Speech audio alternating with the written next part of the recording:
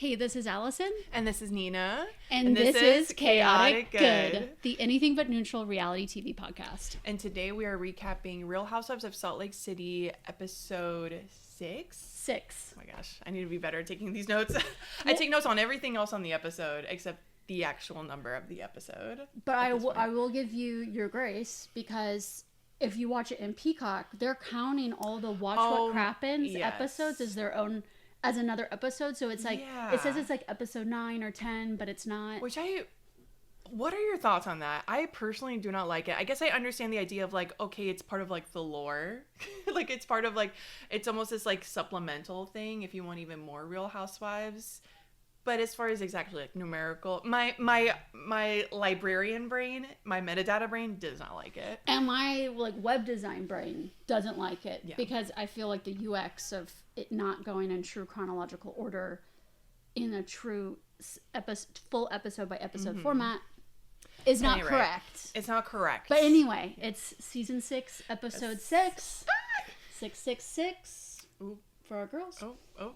But before we recap, how are you doing, Nina? Well, I guess we should announce that we're back together. That's what I was gonna say for how I'm feeling aligned at the moment is obviously I'm feeling lawful good now that you're back in Athens, Georgia. Things are as they should be. We are back in the same room. Yeah. However, it was so delightful to Zoom while you were on your trip. I actually really enjoyed it. Obviously, as the person, 5 p.m. in my own house, Zooming with a friend, I had a great time. I had a great time, and hearing too. your stories, and hearing the Italian stories, the adventures. It was very, very fun. But if you're an avid listener to our show, a dark cloud of chaotic evil loomed in before what was going to be our final podcasting episode in Italia. Which we were set to do. Like you were on the laptop, I was on the laptop. Like it was gonna happen. It was just a few minutes before 11 p.m. Italy time, which is when I was going to start podcasting with you. I was reviewing over my notes, starting to organize things. It was for last week's Survivor episode. And then I get this email. Disaster struck. Yeah. From Delta saying your flight has changed and you need to rebook your flight immediately. So we were flying out the next day, and we had already, we were a group of 5, me and my family, all my lady fam. We were all checked in, had our boarding passes. Everyone has gone to bed at this point. Yeah. Except I'm still up because I podcast.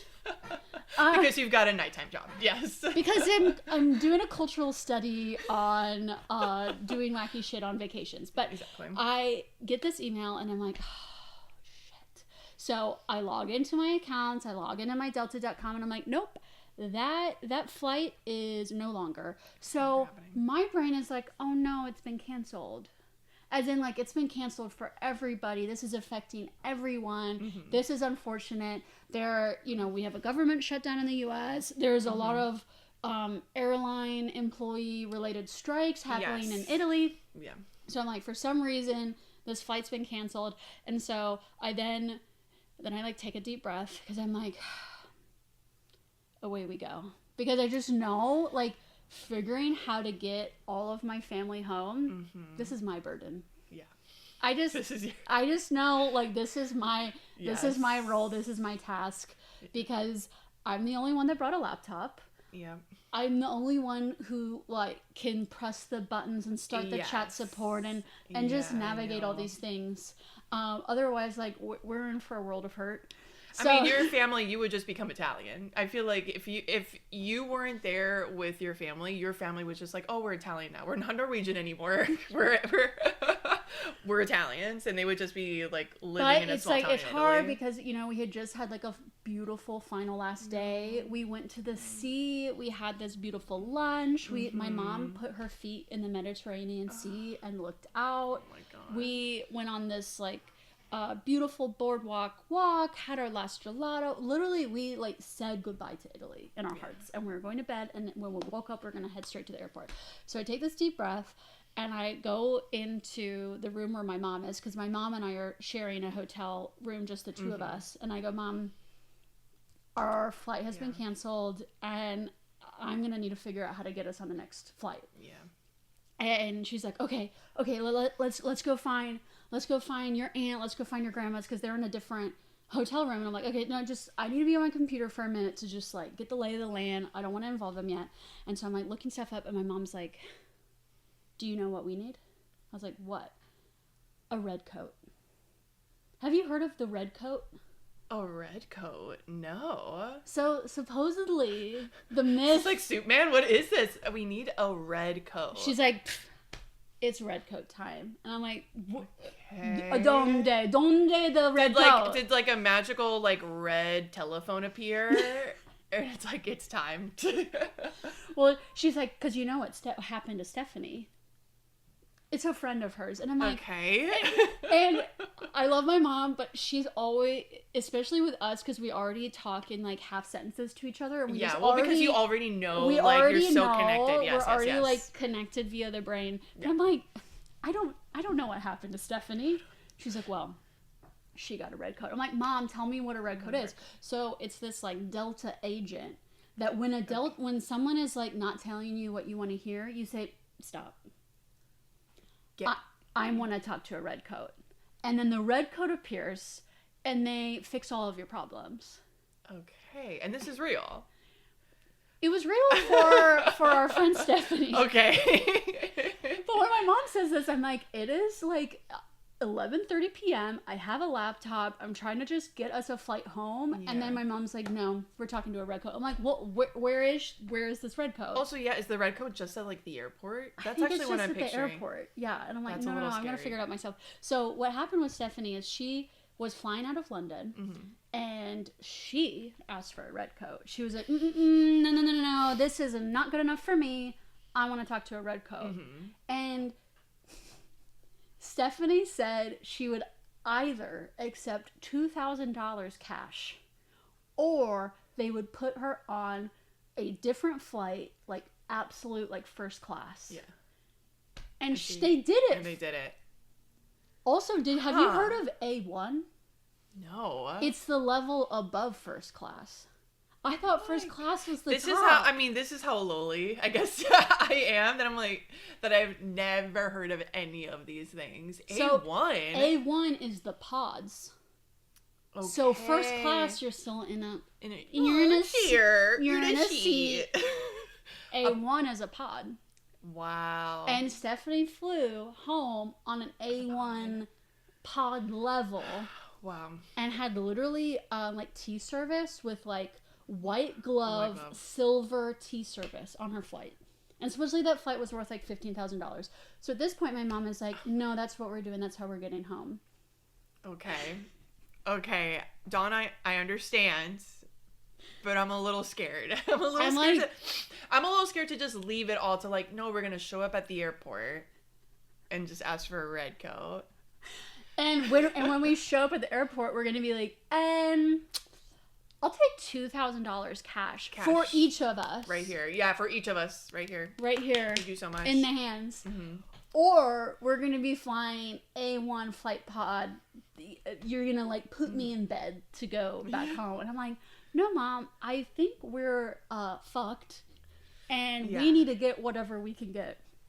So then at this point, we're like, okay, we need to involve the family because I have 3 tickets on my own booking because I did an adult move and I was like, I am going to book everyone in my cohort. I'm going to book the flights myself and they're going to be all on my one ticket. So I just know that everyone's checked in. I know everybody's information. Where they're sitting. Everyone's good. I know because it's like trusting other family members to get the correct flights. So I was like, no. So I had 3 tickets on mine and then 2 other family members had their own tickets. So I was like, shit, we got to go downstairs and find their hotel room, literally wake their asses up and figure this out.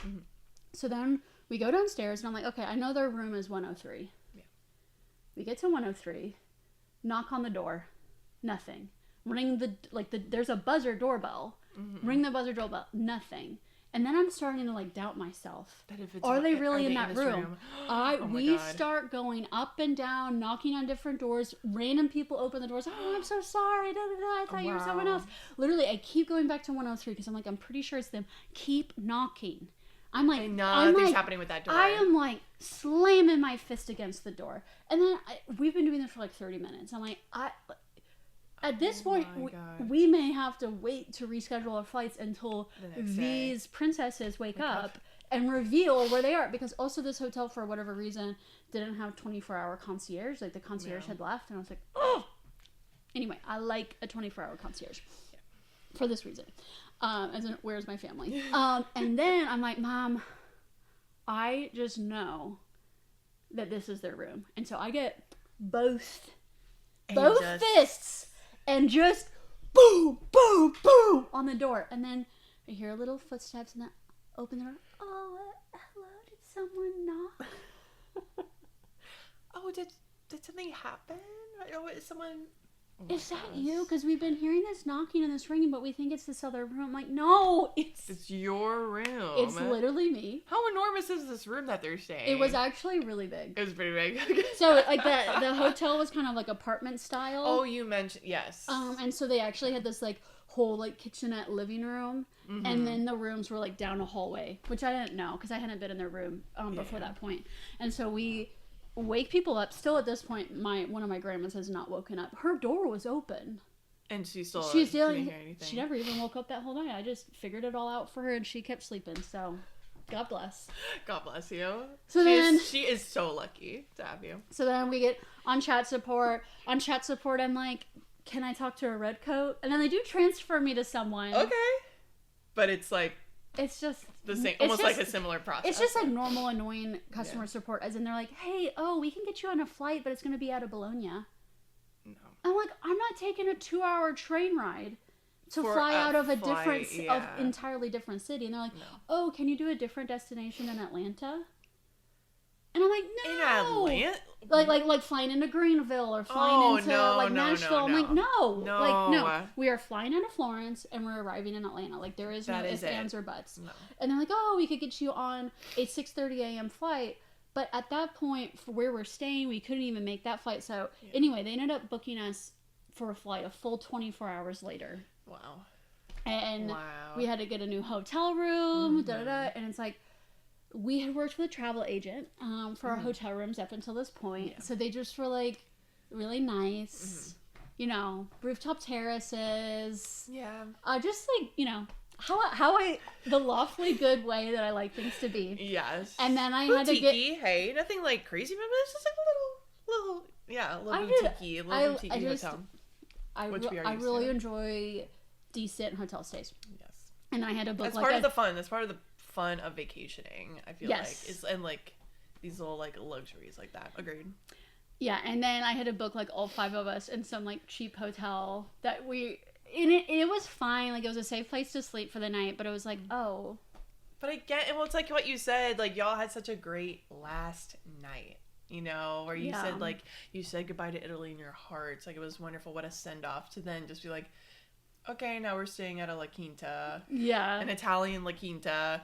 You know, it's just like, oh, okay, just one more day, I guess. Like, unless it was like start and stop. We walked around Florence for another day, and honestly, it was fine. We got back home, and we're okay. Thankfully, phew. But my mom, phew. I will say, the whole time out, we were trying to still renegotiate this and trying to like negotiate like a hotel reimbursement. My mom kept being like, "That's not good enough." She was ready for her $2,000 in her hand. She really was. And I was like, Mom, I don't... I don't know how your friend got this. I want to meet this Stephanie. I feel like she's got some sort... Do you know Stephanie? Yeah, Did that ring a bell? Okay. Yeah. I'm so curious. She hosted my bridal shower. Oh, okay. She's Stephanie. A queen. Yeah, she was a queen. Okay. Okay, yeah. I'm going to need some more stories from her. I'm going to need these, like... I need the information. Yeah, we're about to go on a trip. I'm going to need... One, I need Stephanie to bless us, if this is like the kind of travel that she does. And 2, I'm going to need some tips and tricks. Yeah, so it ended up the flight wasn't canceled. It was overbooked. Which is bullshit. It's crazy. Because that is so crazy we bought our tickets like back in May. Yeah. It's just what airlines do. And it's like, I feel like it's just evil because... It is absolutely... It's evil. It's a racket. It's like... This is the level of greed that I truly cannot comprehend. The idea of like they don't want to miss out on a single like I guess person not paying for a ticket. You know what I mean? Like they don't want to miss out on a single like ticket price that they're willing to overbook and screw customers over. And you know who's for that extra however many couple $100. The type of flight where everyone shows up is a flight out of Florence, because it's all like tourists, older tourists that are gonna show up at the airport 5 hours early. Yeah. So it's like, no, like this isn't some business class, business flight type of deal. Like we're all showing up, and we all bought our tickets like 8 months ago, and and so they overbooked, and they ended up bumping a ton of people off of our flight.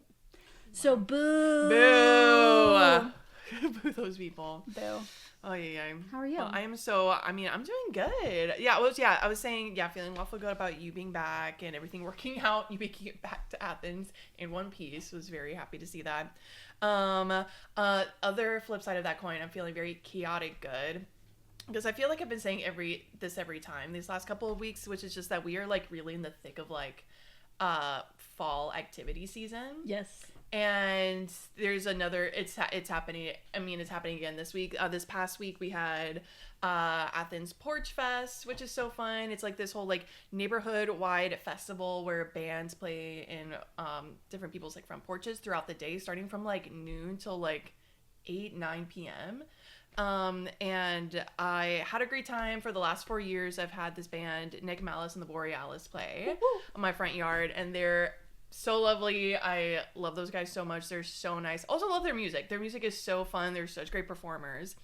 So that was really exciting. However, the beginning of the day was a bit stressful just because the weather was really not looking good. It was dreary. It was rainy. It was like bundle up in a blanket and sleep Which in. Any other day would actually be like perfect Sunday fall weather. But on this day, where, you've got a group of people in a front yard, like, dealing with wires, dealing with, like, electricity also, and fun amps. fact, I heard that over 25,000 people come to Athens. Oh, my God. For Porch Fest. So it's like our streets just get full of people on foot, we had a huge on game. bike. And we had a huge game the day before. Ole Miss versus UJ, which UJ won. So that was great. I know these things now.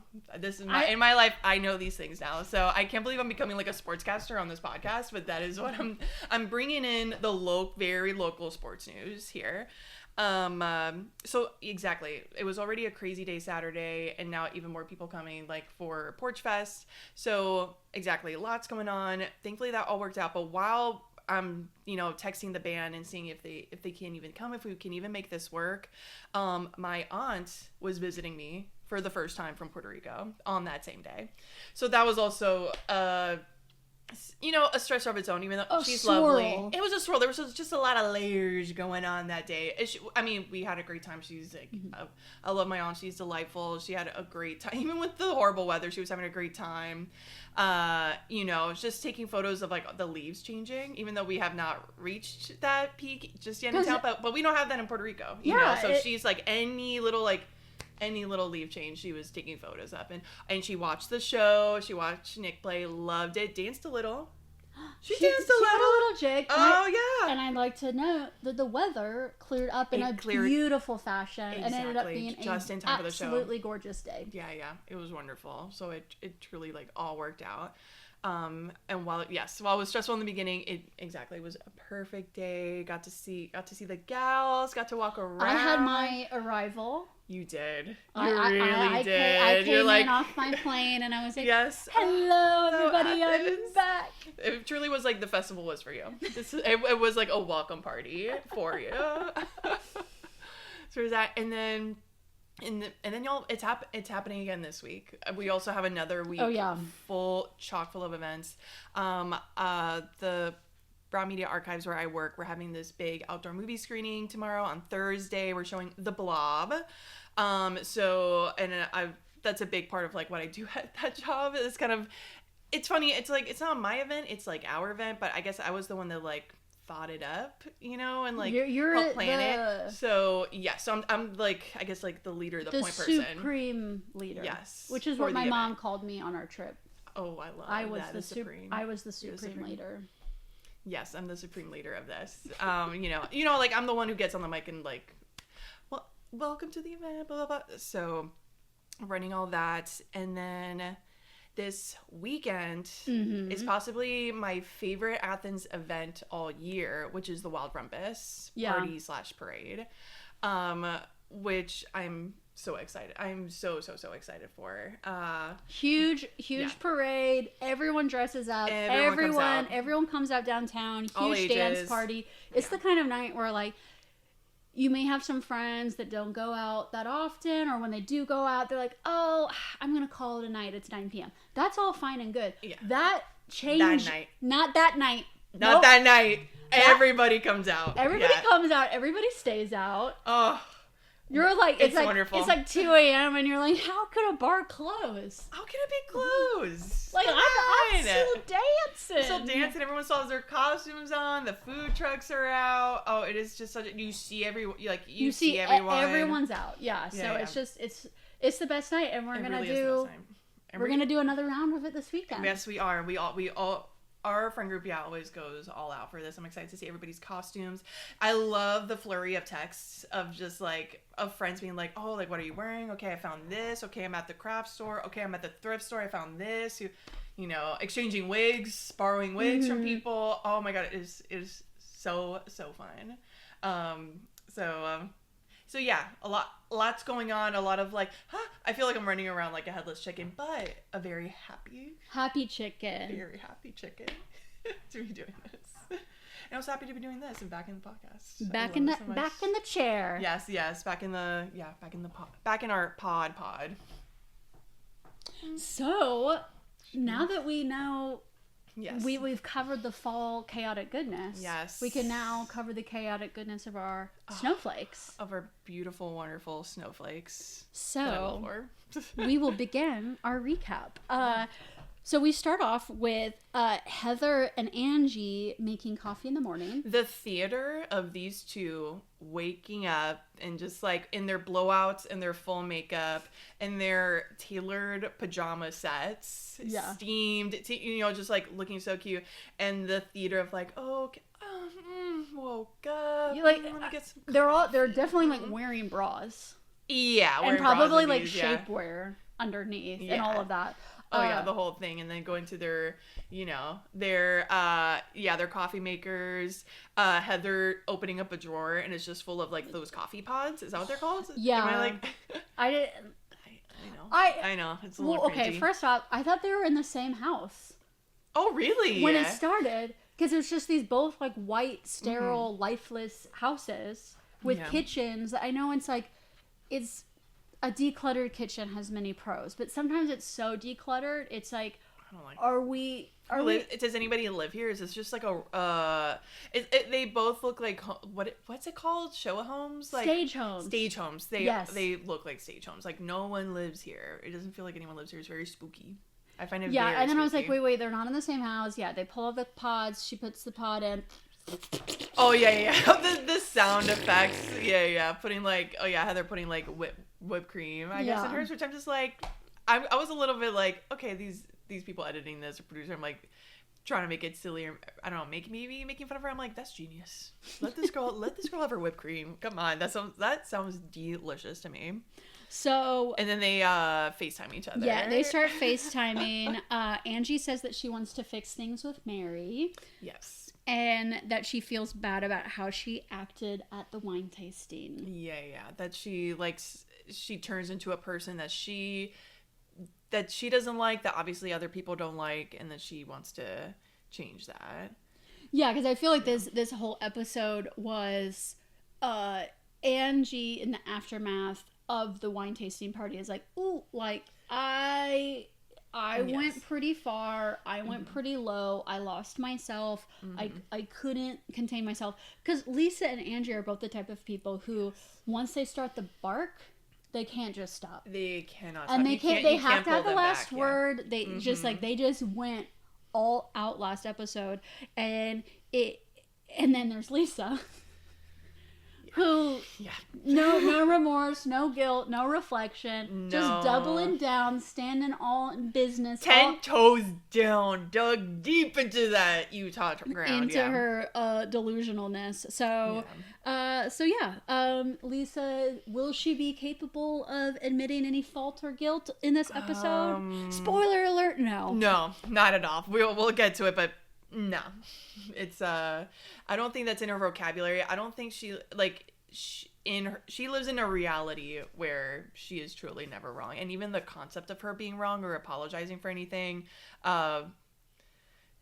she can't even, like, fathom it. It's like me trying to fathom aliens. Like, I really do think it's, like, just so separate to her.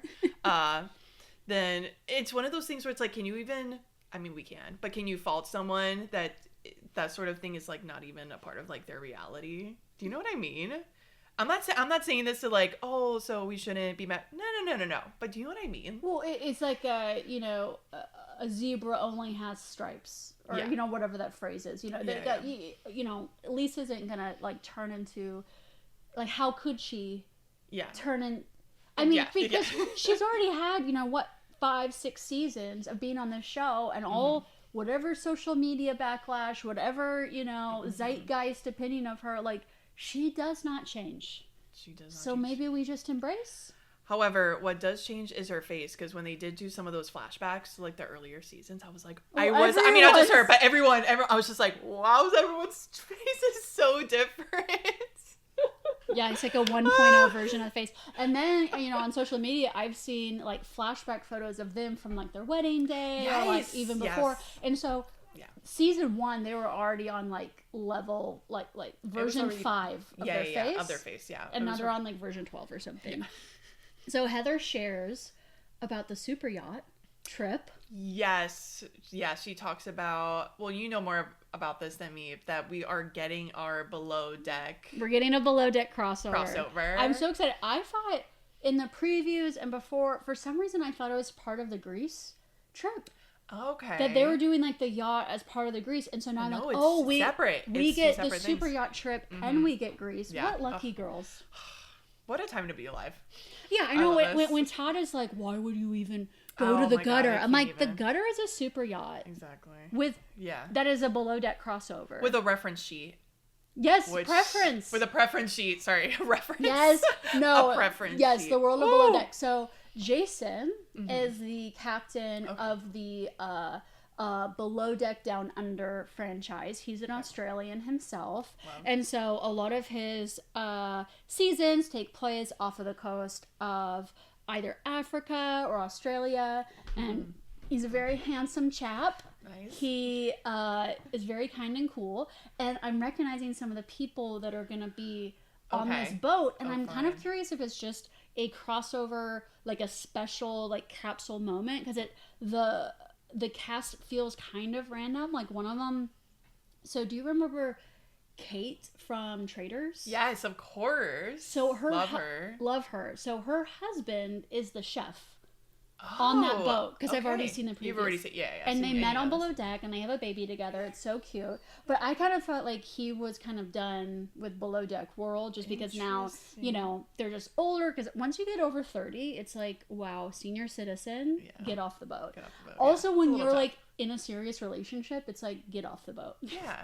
Yeah, you got a serious relationship, a baby. It's probably a good idea. So I'm like, maybe this is just like, he's like, oh, a one-off. I'll show up for the housewives. Yeah. And then I recognize Daisy. She's on the Below Deck Sailing franchise. Okay. She's very chaotic. Falls in love. All the time. Falls in love again and again. Fall in love again and again.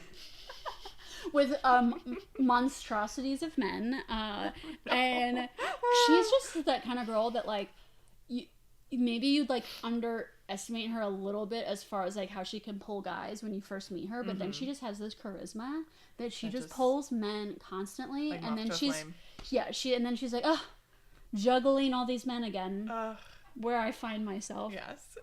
So anyway, they are going to Kanoan, Kauai. Oh yes, I meant to look this up. The Kanoan Islands. Yeah, they said it was near St. Vincent and Grenadines.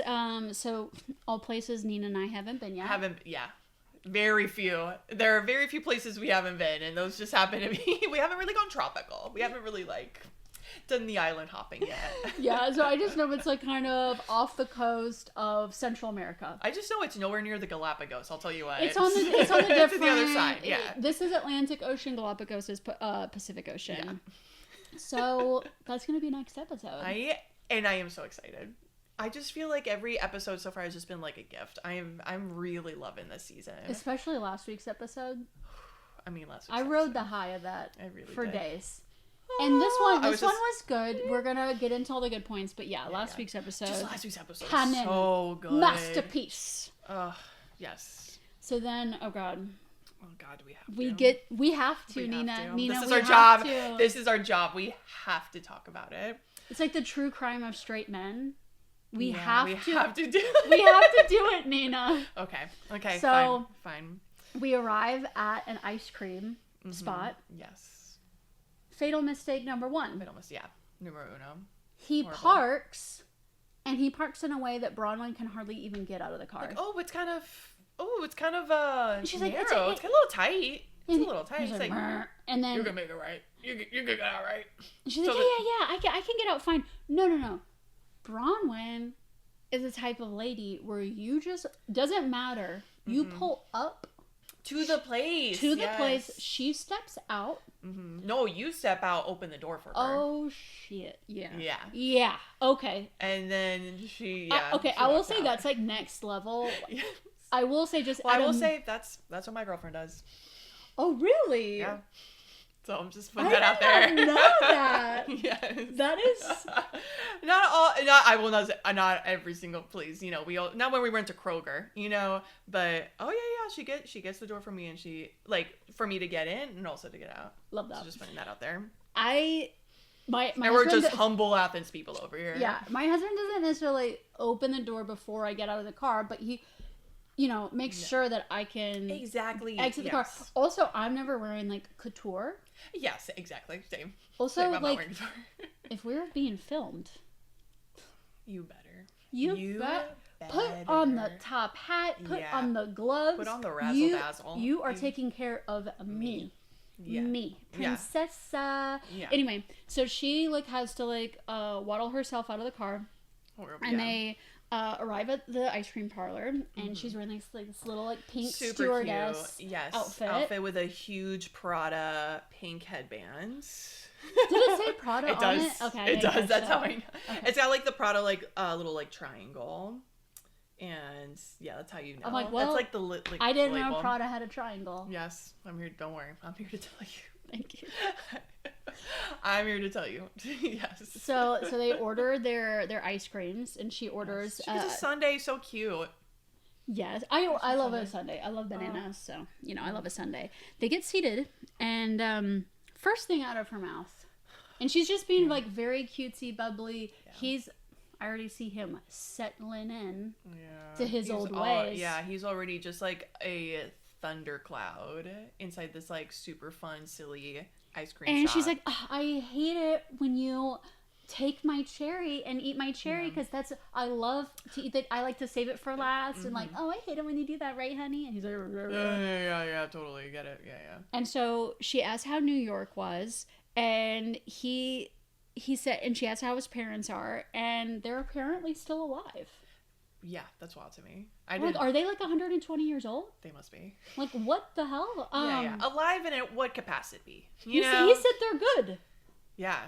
Who are these people? What is this stock? Yeah, and what is this stock of people? And I was to be honest, a little worried for Bronwyn because I'm like, if his parents are still alive. Oof, I didn't even think of that. Yeah, then if you are committed to this relationship, you might be taking care of this man for the next 50 years because he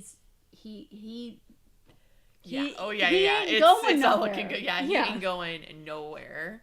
And then he, without a word, plucks that cherry, pops it into his mouth. Yeah, and throws the stem back on her sundae.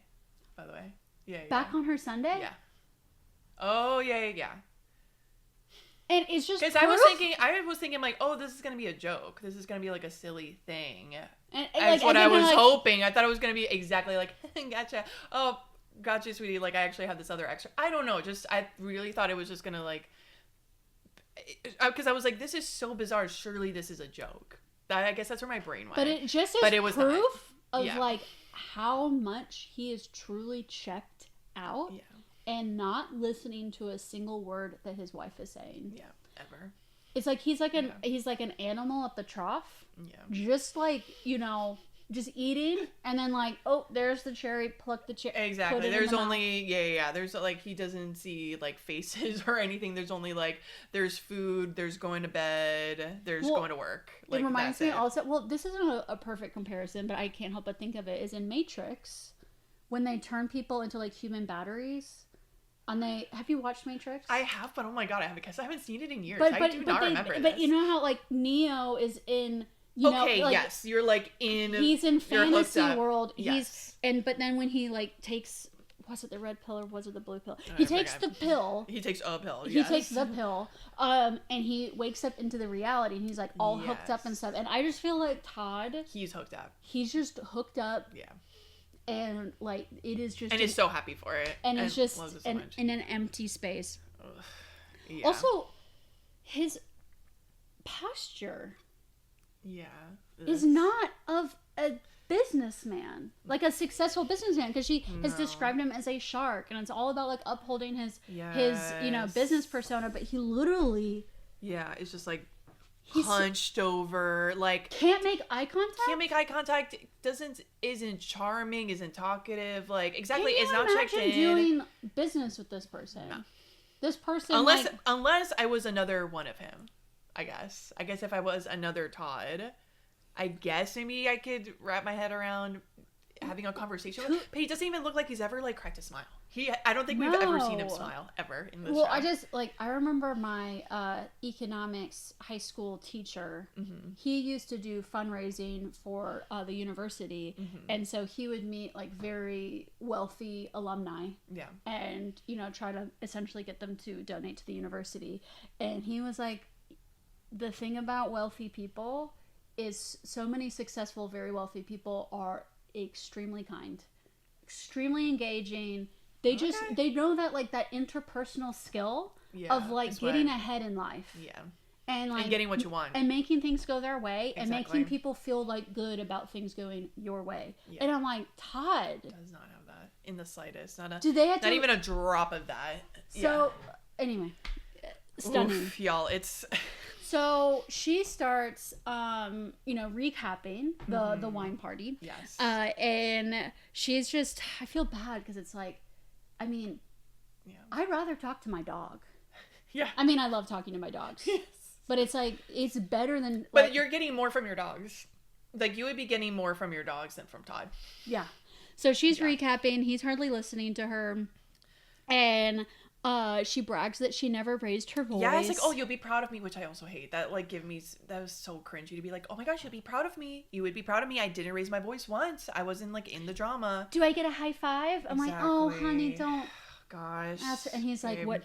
He's like, a thank you is what you get.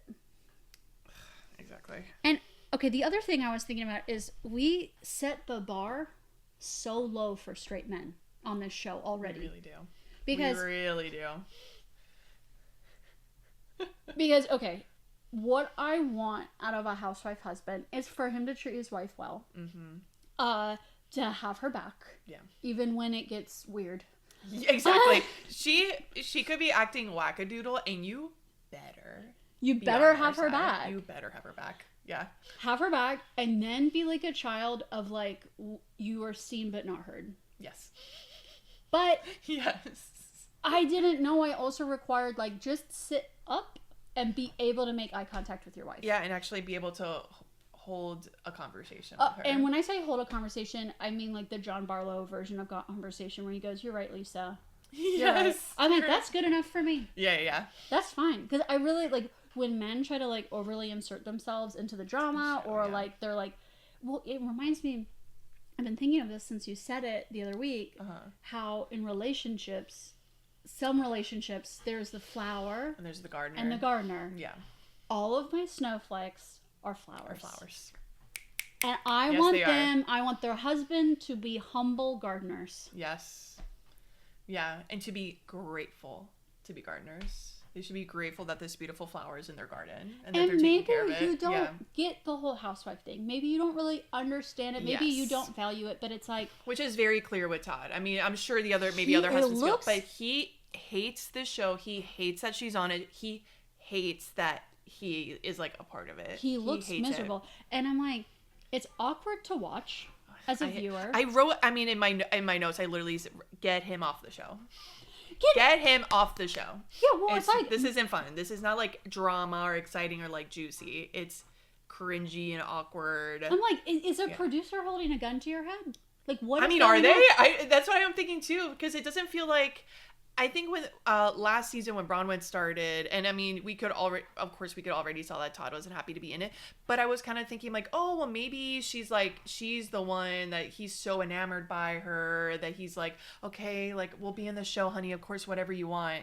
But that is not the vibe. Like, I don't think she could make Todd do anything. You know what I mean? Like, I don't think she could, like... she's like gotten on this show and has convinced him to film with her. It's completely baffling because Mary's husband / step-grandfather, he has completely vacated himself from the show. Exactly. Because he does not care. He does not like them. I'm like, do that. Do what the step-granddaddy does and just get off our screens. The show because I can't stand to look at him. Also, in my notes, I couldn't stand Todd.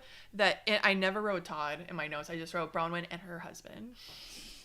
Bronwyn and that guy. Went to ice cream. I'm telling you, that's what I wrote down. I was just like, because he's checked out. I'm checked out of him. He doesn't. Fine. Then like, you don't want to be a part of the show. No problem. Then you're not really a part of my. Yeah. So she like, it's like painful to watch her like try to like keep engaging with him. She eventually she flips a switch. Yeah. And she can't take it anymore. And she's like, Todd, you're really bumming me out. Her eyes are filling with tears. She's like, I'm trying to tell you something I really enjoyed and you're not even listening to me. Not only is he's laughing, he is like giggling. And that was another... we have another point. We have another point of mine. Sir, you are a lot older than her. How dare you treat your future caregiver Oh my God, yes. Because I'm like, exactly. If you want to keep her, this is the woman that's going to be wiping your behind in a couple of years. Yeah. Taking you to your doctor's appointments, making sure you don't fall, making sure you take your medications. Making sure your IV is, connected correctly, doesn't have any bubbles in it, That's what I'm doing. One of these, like holding the bag. If you're watching this on YouTube, holding the bag, doing one of these. So it's like, at some point, men, you've got to like flip the script and realize your wife is going to outlive your ass. And she is the one that's going to set the bar of the comfort that you're going to live in your final years. Yeah. So it's time to wake the fuck up and take care of these women and make them feel good about themselves because they can take care of you. So they can take care of you. Yeah. Because I'm like, can she dump him? I don't think so. Because I don't know. I bet they have a prenup or something. I bet they do. Because like if she left him, then she might be in a bad spot. I don't think she's gonna leave him. Bronwyn unfortunately has so many layers of trauma, starting from her parents. Miss Muzz. Like, she's still taking care of her parents, who are very obviously and blatantly abusive. Yeah. I'm just gonna say it. So I don't see her. And if she's still taking care of them and still like talking to them and close to them and still feeling guilty, for not being this like amazing daughter, and like if they still have that hold on her, then Todd's got like deep claws in her. I don't think she's going anywhere. Yeah, which is why I want him off the show. I don't want to be thinking about this sort of stuff while watching. And what's crazy is that this is one of 2 scenes with them in this episode. I know. Oh my God. We'll get to that, but like later, he shows up again. I'm like, worse, and it's worse, everybody. They're still filming. They're still filming. So that was the worst ice cream date that we've witnessed. Gosh. So much trauma with Bronwyn this season. Yeah. It's a lot of bad. I feel like last season was like, she's so... Well, look at this new, like, kooky, super rich lady with her fun clothes and her dogs pooping everywhere and her, like, fun daughter and, like, grumpy older husband in her crazy house. And this season us truly is like, it feels like a True Detective. I feel like we're True Detectiving Bronwyn. So then we step into another husband-wife duo's home, and we see Lisa and John, and she's like, John, grab me a suitcase. And he does. And he grabs the suitcase. And he does. He doesn't ask a question.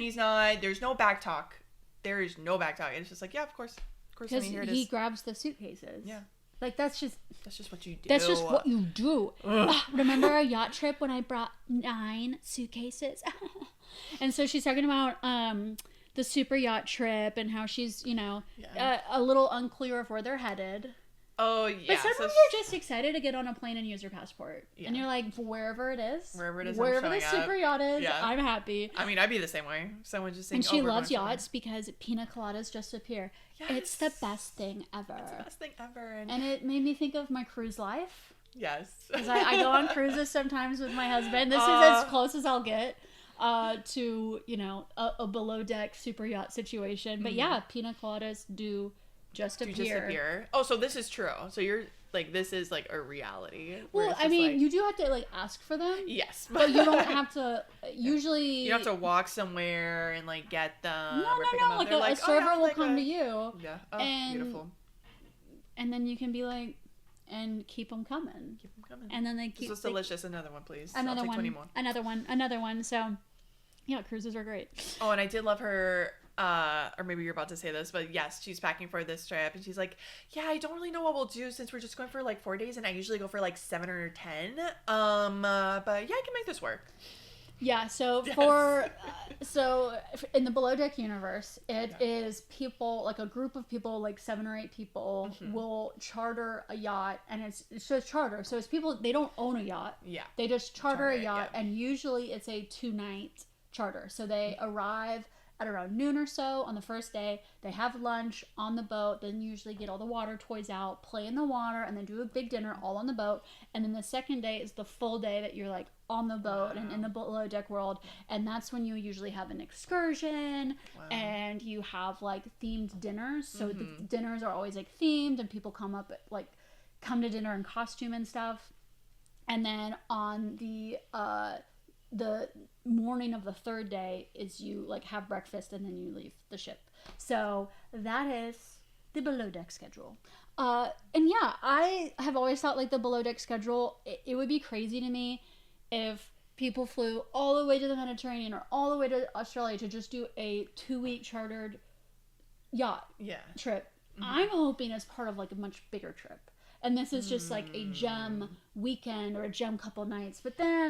And then you're just setting off to the next thing and the next thing. But I think for these ladies, I think they are just going. I think they are just. They are just going for the super yacht. They're fine. They're being great. It's gonna be great. I'm excited. Okay. So I'm excited to see. This is when Lisa brings up the psychic. She does. And she said that the psychic, or Mr. Terrence. Mr. Terrence, yeah. Correctly clocked that they are having communication problems. And John does this little eye thing. It's not an eye roll, but it was like a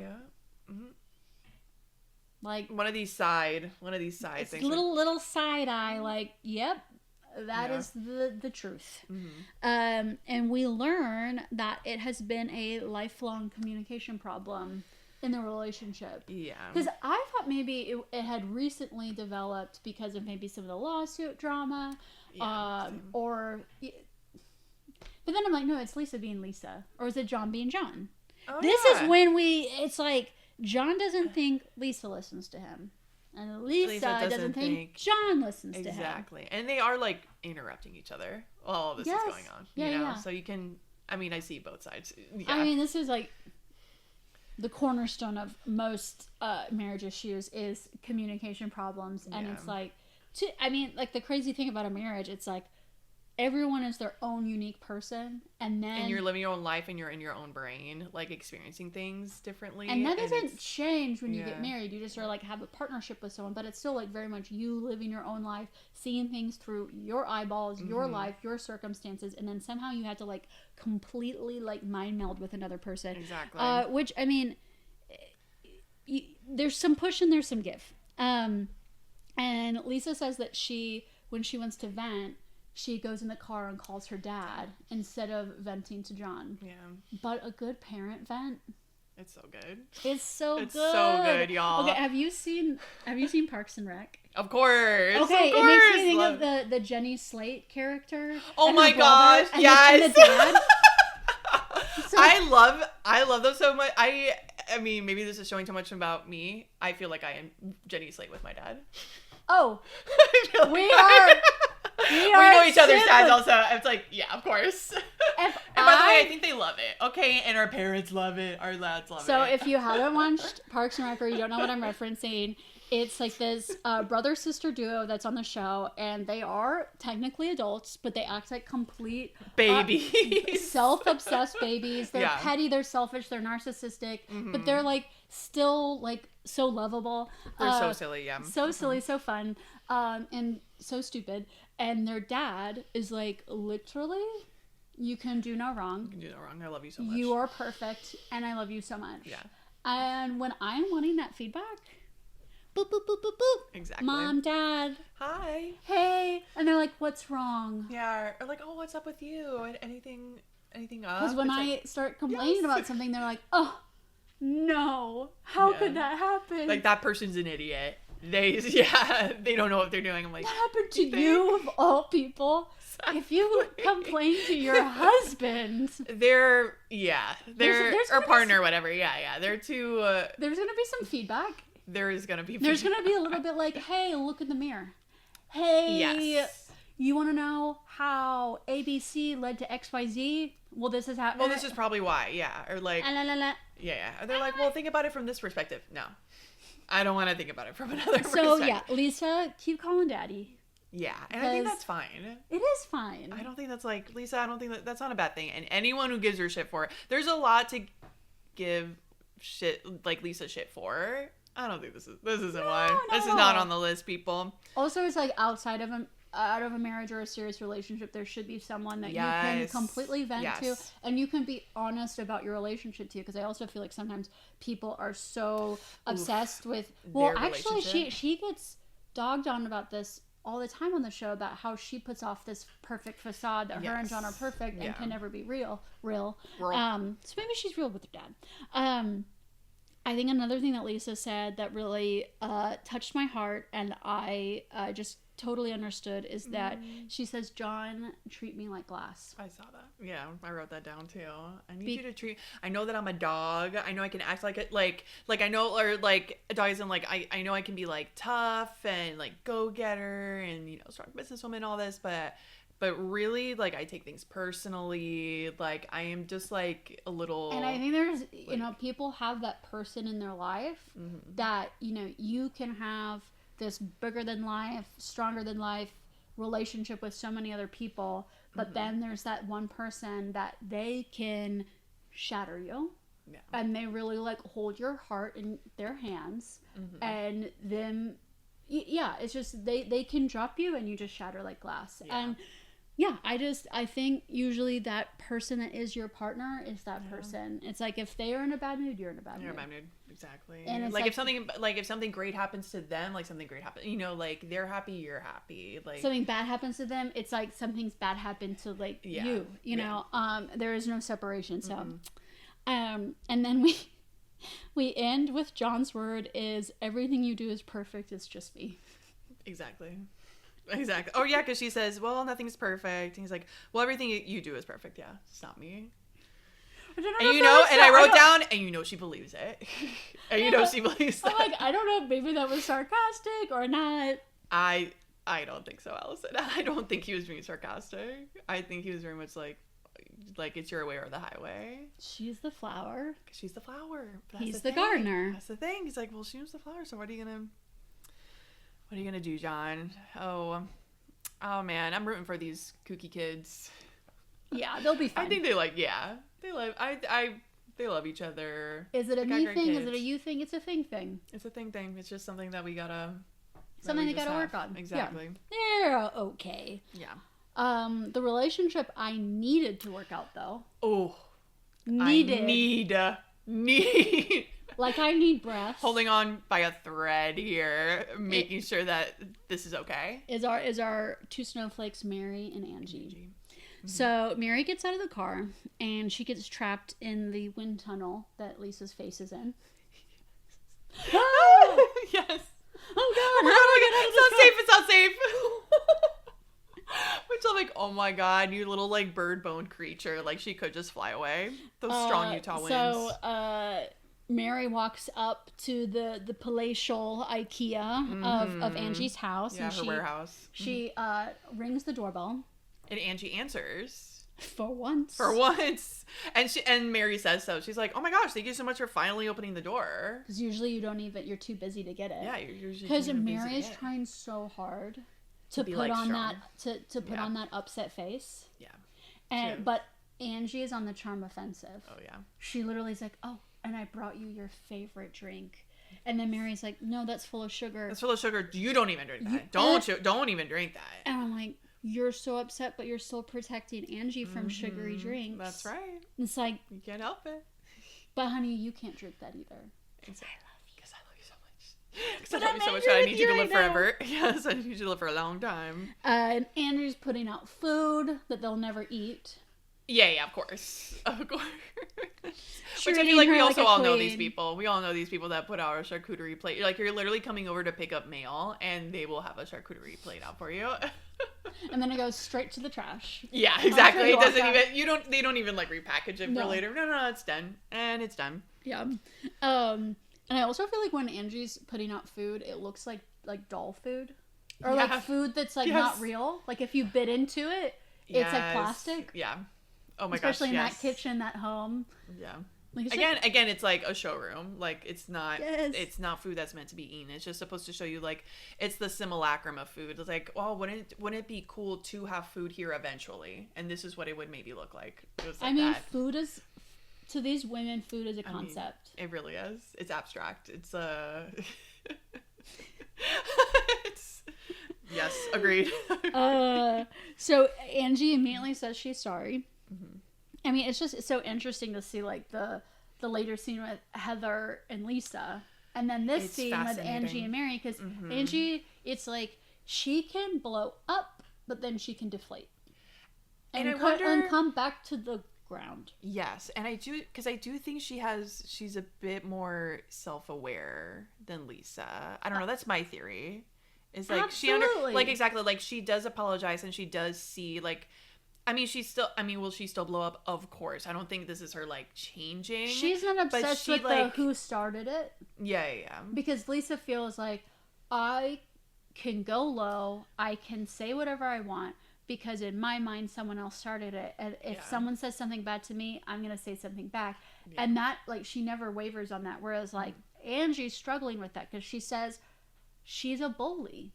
And how do you let someone bully you and then you don't say anything back? Yeah, like exactly. Like I have to fight back. Which Mary's like, right, she brings up the bully thing and Mary says like, but when you do that, like you're becoming the bully. You're the bully.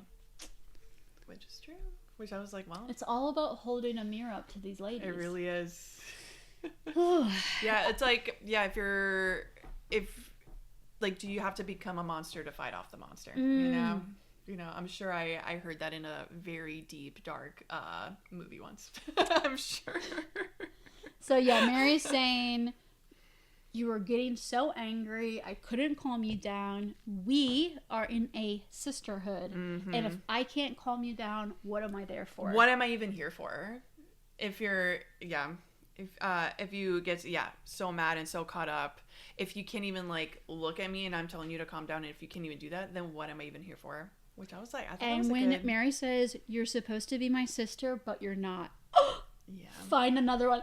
I know. Angie's like, but I am your sister. And she's like, no, you're not. Find another one. All the breath in my body left. I was like, I can't go on. Like my heart's racing. Yeah. Oh, right. My heart is shattering into 1,000 pieces. Oh no! I can't handle this. I cannot handle. I mean, that was a lot. That was.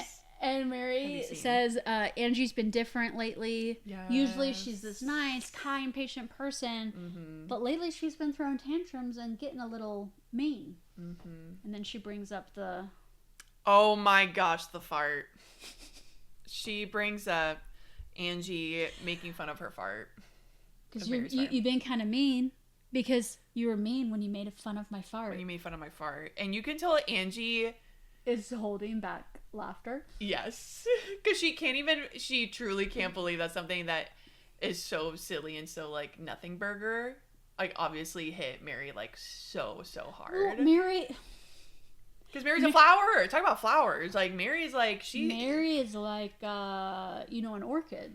Oh, yes. Very delicate. Yes. You have to water it with an ice cube. Mm-hmm. It's, like, a very specific, like...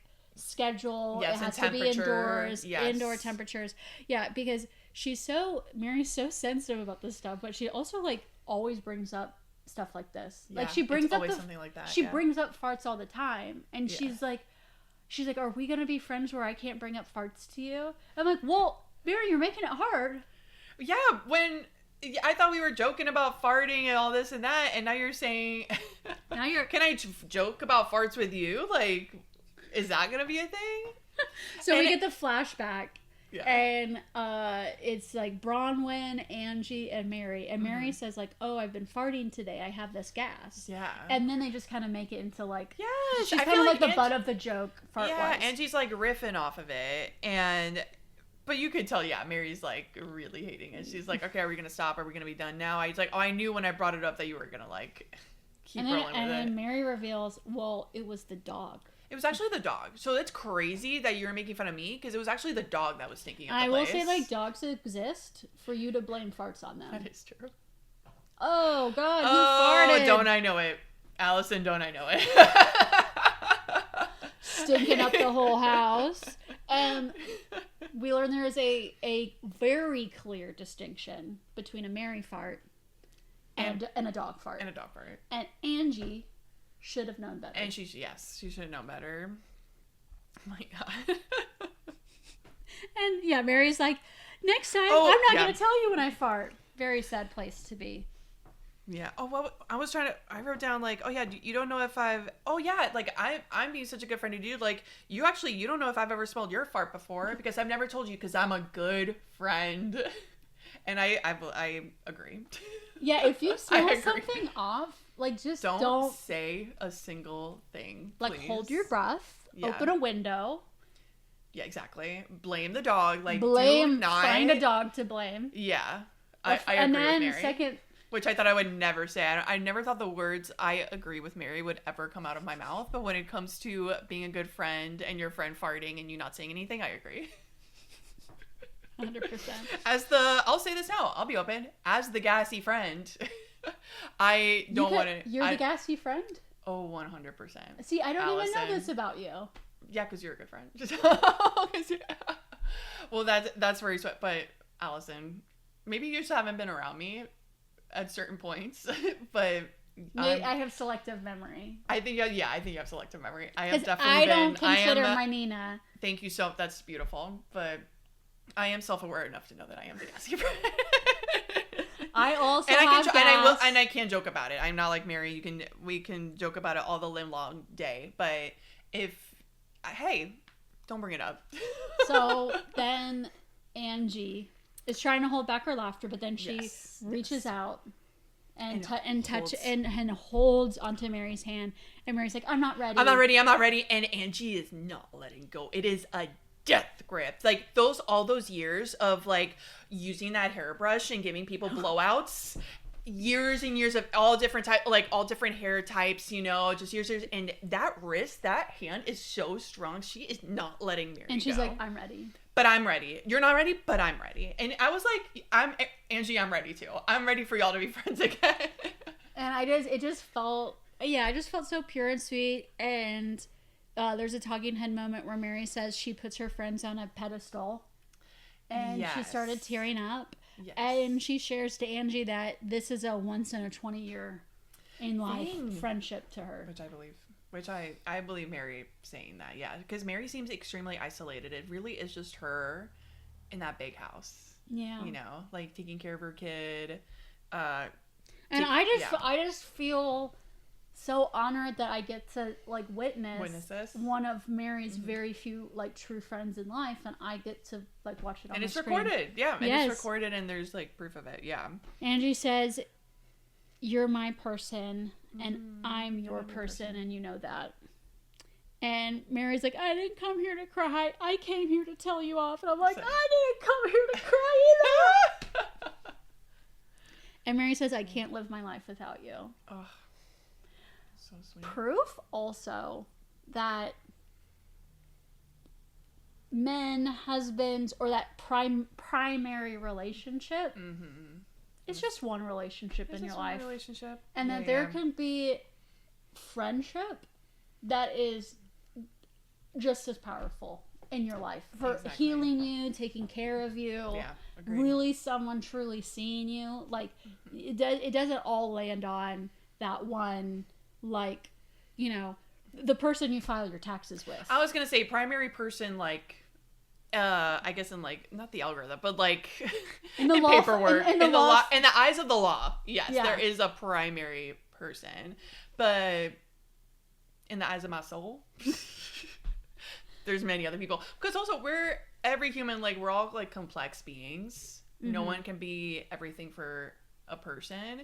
So we need, you know, for us to like have full, happy, joyful lives, we need these different relationships. We need them. Even like the deep ones as well as the ones of just like, you know, like the people who make our coffee. You know what I mean? Like even these like short, almost like inconsequential to feeling like relationships, like it's all very important. So yeah, to see these women like get so see them, we see like the evolution of them like meeting and becoming close and actually saying like, oh yeah, you are my person, is really sweet. It's really sweet to see. Yeah, and why we love this show so much. I love this show so much. Oh my god, I can't stand it. Other people in sports, Nina and Housewives. Exactly. So then we get to Heather entering into like a clothing store. Little store, yeah. And Lisa shows up at the store too. Yes. And having a little shopping moment for the trip. Having a little shopping moment before the yacht trip. Lisa's like, "Can I put in some requests?" And Heather's like, "Well, it depends on what your request is." "Well, can I bring glam?" No. Because also in the Below Deck universe, there ain't no room for glam. Yeah. Because the boat is not big. Yeah. It has enough. At least not enough for glam. Yeah, it's enough for them and like their nice rooms. But it's like, do you want a nice room or do you want more people in this boat? Is what I'm guessing, right? No, like, I don't think like it's even up to code to like. Oh yeah. I don't think like I think there is absolutely no way for them to bring glam. Which I'm like, get them the hell out. Because I feel like they probably do a lot of venting to their glam people, and then it's like no. We're missing that venting. Exactly. Like we want to see that. And I've been watching a lot of Real Housewives of New York, like older seasons lately, because when I travel, I usually download. The last few times I've flown internationally, I download a couple seasons of old Roni, and I'm like slowly getting through the seasons, one international flight at a time. But all the scenes of Ramona and Sonia getting ready together. Oh, it's so good. I mean, they're heathens, they're horrible, but it's so fun to watch these two getting ready and talking about like curling their hair and curling each other's hair, doing each other's makeup, and they're drinking, and it's like sometimes trying outfits on. And then like sometimes other women will get into the room and they start fighting, and it's like all while they're getting ready. And now you took all the hangers. Someone took all the hangers. Have you gotten to that? Oh, okay. Yeah. Oh yes. No, and it's just like all of that magic has been completely stripped. Exactly, because of glam. Because of fucking glam. Yeah. Get it out of here. Because these women can't be a role for a second and just show us them getting ready. Yeah. And I want them to get ready together. Yes. So now, I have glam in Monaco. I have glam in St. Tropez. You don't have glam on Below Deck. Sorry. Okay, girl. Okay. And you know what? It is a funny thought picturing like a glam team and like a little buoy. Just being brought in and brought out. Or just on the side of the boat. Just like we're ready when she needs us. Remember like in season 1, Jen Shaw when they went to Las Vegas? Oh my gosh. And she had that hotel room, but she somehow had like these people in there. Yeah, like yeah. A staff of like 8. Yeah. She had the full Shaw squad. Yeah. The Shaw squad. Oh my I'm God, like, where did they sleep? Like on the ground? Like I have no idea. Like she had a bodyguard. She had like assistants. She had like a 5-person glam team. It was crazy. Yeah. So, and Lisa is like, oh, it'll be Angie's first trip on a yacht. Yeah, it'll be so good for her. So excited for her. Yeah, I know she's never been on a luxury yacht, so that'll be good for her. She'll have fun. Digs. Dude. Heather's like, I'm not gonna haze I'm Angie. not gonna do that. And Lisa's like, I'm sick of her attacks. Is she just crying because she's a mean bitch? And Heather says, if she's a mean bitch, you're a mean bitch. Heather, stand up, Heather. And I'm finally. Like, and I just like, Heather is trying this whole flipping conversation to be like, if she's a mean bitch, you're a mean bitch. If she's a mean bitch, you're a bitch. Yeah, like you're going low, like she's going low, but you're going low. Like, do you see why? Like, do you understand that she goes low because you're going low? Like, she says a mean thing because you said a mean thing. Like, you see that, right? You see that, right? Like the mirror, holding it up to right you. Here, holding it's it right here. Right here. And Lisa still Lisa has the gall to say, when did I go low? How did I go low? What could I have possibly, after she literally just made fun of Angie, literally just at the store saying like, oh, she's never been in a yacht, so that'd be good for her. Then she has the gall to say, how did I go low? And Heather, bless her, because I was scared this wasn't going to come up. She says, you said Soup Man. You brought it. Who is Soup Man? Who? And like the Real Housewives podcasting community was an uproar over Soup Man. It was like flipping us out of our own beds. Yeah. What is we couldn't Soup sleep. Man? I couldn't sleep. I was tossing and turning in bed trying to figure out who Soup Man is. And then we learned that Lisa didn't say soup. She said Suta. Suit Man. Suta Man. And she just made it up. Yeah, she fully made it up. She's like, well, she brought up something about. Well, she said, okay. What did she? Okay, yeah. What did she say? So, sorry, I did not. So Angie is like, how about you go shop at Nordstrom with one of my black Amex with my black card? And Lisa's like, I don't shop at Nordstrom. And Angie's like, you do shop at Nordstrom. Your boyfriend shops at Nordstrom for you. And so that's when she said, what about Suit Man? What about Suit Man, bitch? Because essentially, Lisa says like, oh, Angie brought up that I like cheated or I have a boyfriend. And so I just like threw it back. I just said Suit Man back at her. Just threw, and Heather says that wow, she really is just like throwing stuff to the wall and seeing what sticks. And Heather's like, I thought you meant like a man from a soup kitchen or something. From a soup kitchen. Oh my God, Lisa. She's claiming that Angie started it. Everyone is always going after her. I will say, like, people do go after Lisa a lot. They do. And they get such a good reaction. And I bet producers are constantly being like, oh, bring up this to Lisa, yada yada, because it's like they know like she's gonna just like go off the freaking handle. Yes. So yeah, and then like as Lisa's like talking to Heather, she like pulls out a stack of $100 bills and just waves them around, and it's just like holding them. Like, does she ever actually buy anything? Like, I feel like she's just holding it. I feel like she's oh my God, that would be the tea from one of like those Gen Z shopkeepers that were like milling around. If they like posted and they're like, and by the way, she'd never even bought anything.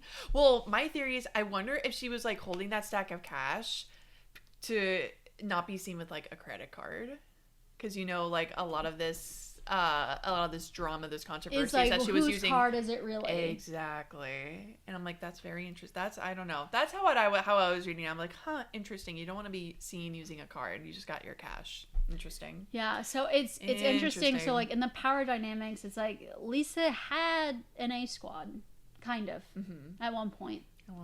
But Lisa had soldiers at one point. It's cracking. And Heather, who like, if you want a housewife on your side, you want Heather on your side. Yeah.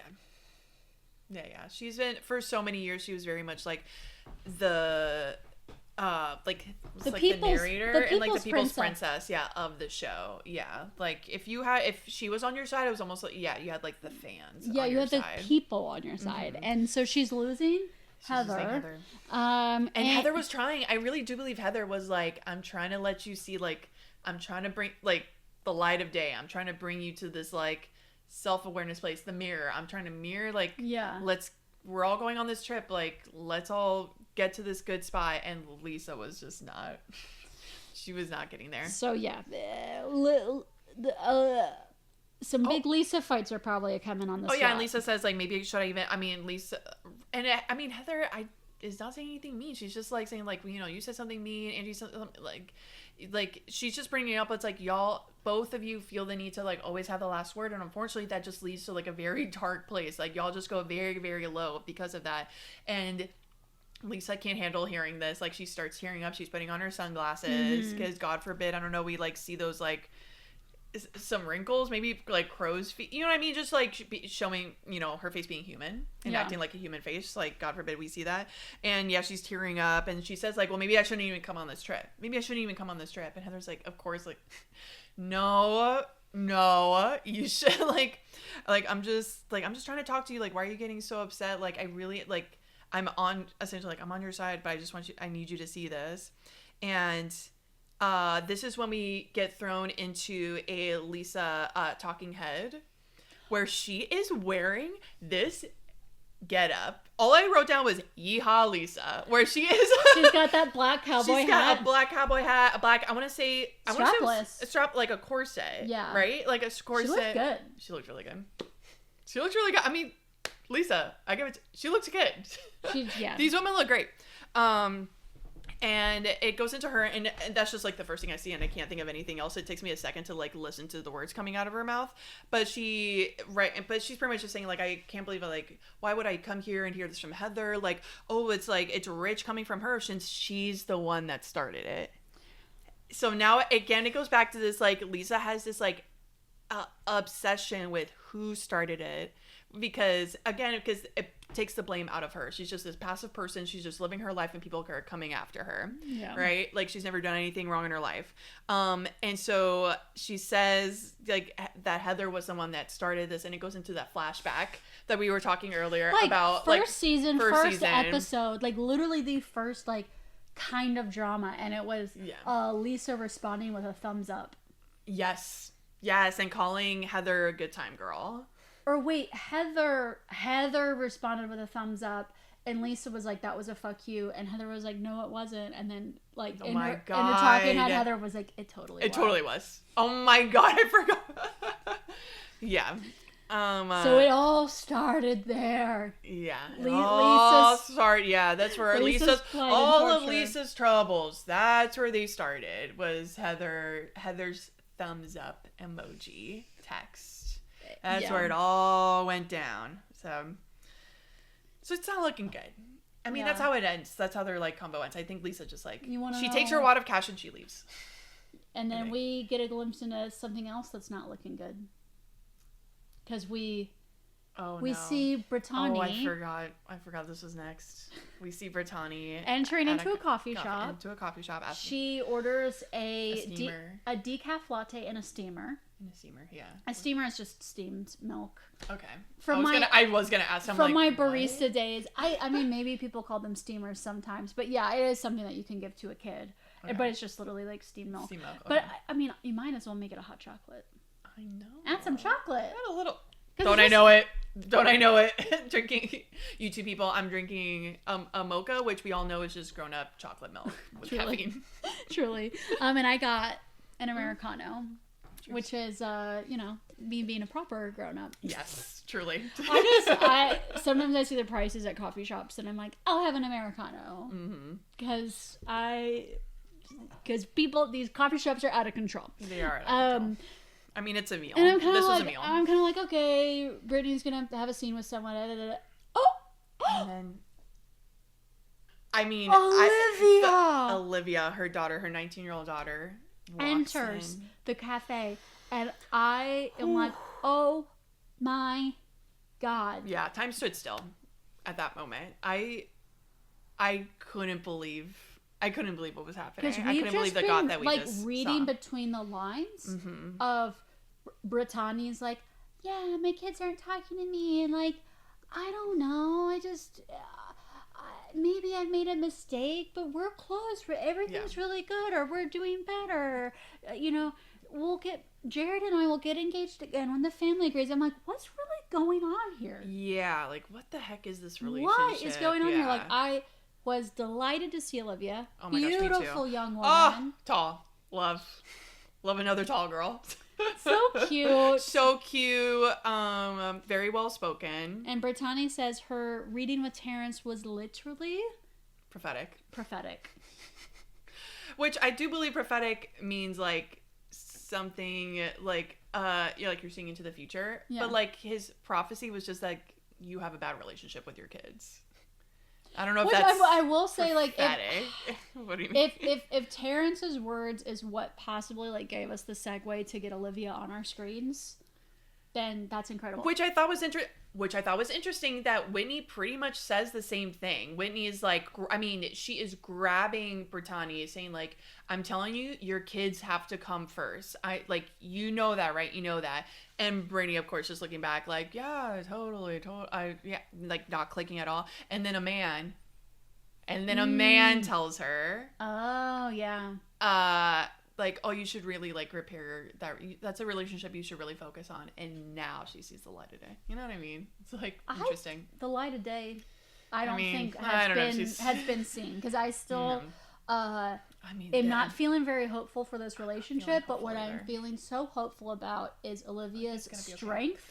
Her resilience, her spirit, her confidence. Amen. Like, this is an incredible young woman, and she's going to do incredible things in life. She's going to be good. And her mom totally screwed her over, and it is so awful and so sad. But in spite of all of that, she is like she's out here. One of the things my mom has said, like something that she wants in young women, is women that can speak with their chest, and they're not meek, they're not scared, they just know how to like. Yeah, they know how to talk on a podcast.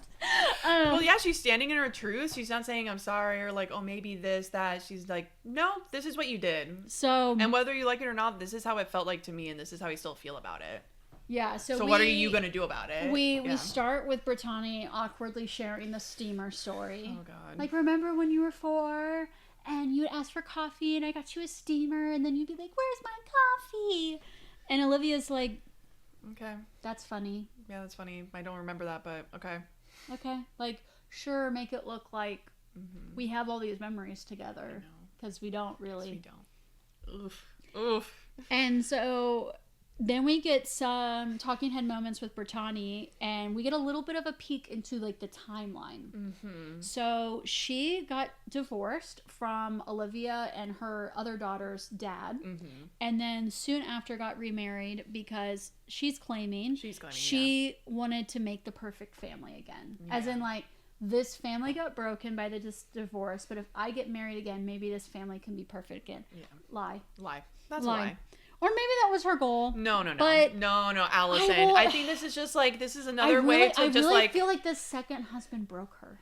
Oh, 100%. Because, I mean, like, you can keep literally going. Broke her spirit. Because this is also our glimpse into like, right? We've only ever known Britani, and we've only ever known her side of the story.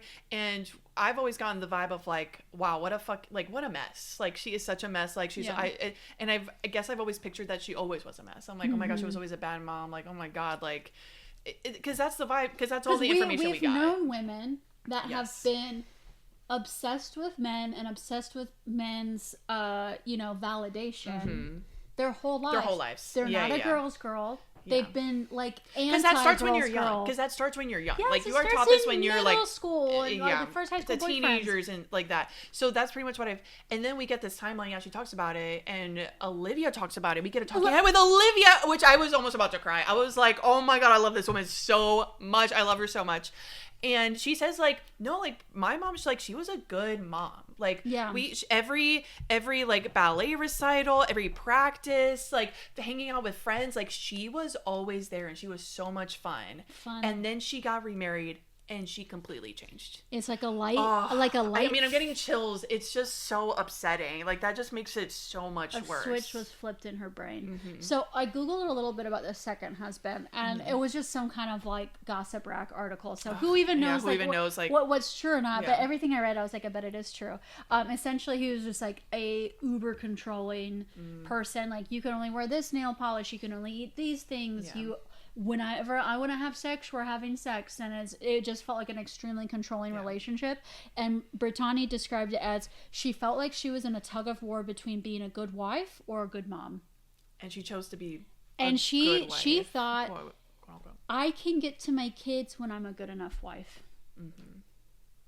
And that, I mean, and like the fact that this happened when Olivia was 12, which is like an age when like a daughter like when you need your really needs a mom, and the mom was like, I'll get to you when I make this man happy. Which, of course, is never. You're never going to make that man happy. You're never going to make that man happy, ever. That's the whole point. That's how, like, possessiveness and, like, power dynamics work. Is that there's no, like, you don't ever, like, reach that top level. There's always going to be another level. There's always going to be an extra step that you have to do. Yeah, and it looks like this, I mean, and I, of course, I'm, like, guessing on all of this, too, but I feel like it's also hard when, you know, a mom remarries and is introducing this new man in her life, because it's introducing this new primary relationship, and it's like, if he's bringing kids from his life and it's becoming a blended family, it's like, who's the most important? You're like suddenly like lost in the mix, and it sounds like Olivia got last place. Unfortunately. And she bring this up, like, and she felt that it was her fault. Like, what if it's my fault? Which is just heartbreaking. It was heartbreaking. This little kid, like, and Olivia asks Britani, remember the last time we tried to do this? And we hear the story about the last time they tried to, like, reconnect and get together. They had a plan to meet up. And Olivia shows up after working a shift, because this is also a hard working. Oh, because she's also a hustler. She's making it happen. She's making her dreams come true. To visit her mom, and then Jared comes over, and they start... The devil, aka the devil. And they start making out in front of Olivia. And they just completely, like egg her. Yeah. Because they're being gross and making out. Yeah, it's... Ugh, I wouldn't wish that on anybody. I know, and Olivia's saying that she simply just wants to be a priority in her mom's life. And Britani, all she keeps saying is just like, I know, I just don't know how to make it better. I don't know how to make it better. Brittany, she's literally telling you. She's telling you. Brittany's also saying, I don't know why. I don't know how that happened, and I don't know why it happened. Like, she is not taking literally any accountability. Like, the fact that she's just like, I don't know. I just don't know how. I mean, she fully thinks she's trying. I think doesn't she say that? She's like, I'm trying here. It's just so hard.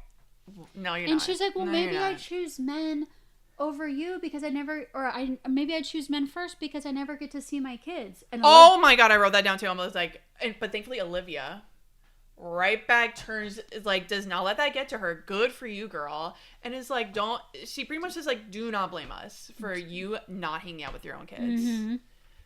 Yeah. And essentially Olivia's like, if I put myself, even when I put myself in your shoes, I know I would never do what you did. Exactly. So why did you do it? So why'd you do it? I don't know. And Olivia pretty much leaves saying, like, you need to figure out the why. Because if you don't understand the why, then there is no hope in us getting close again.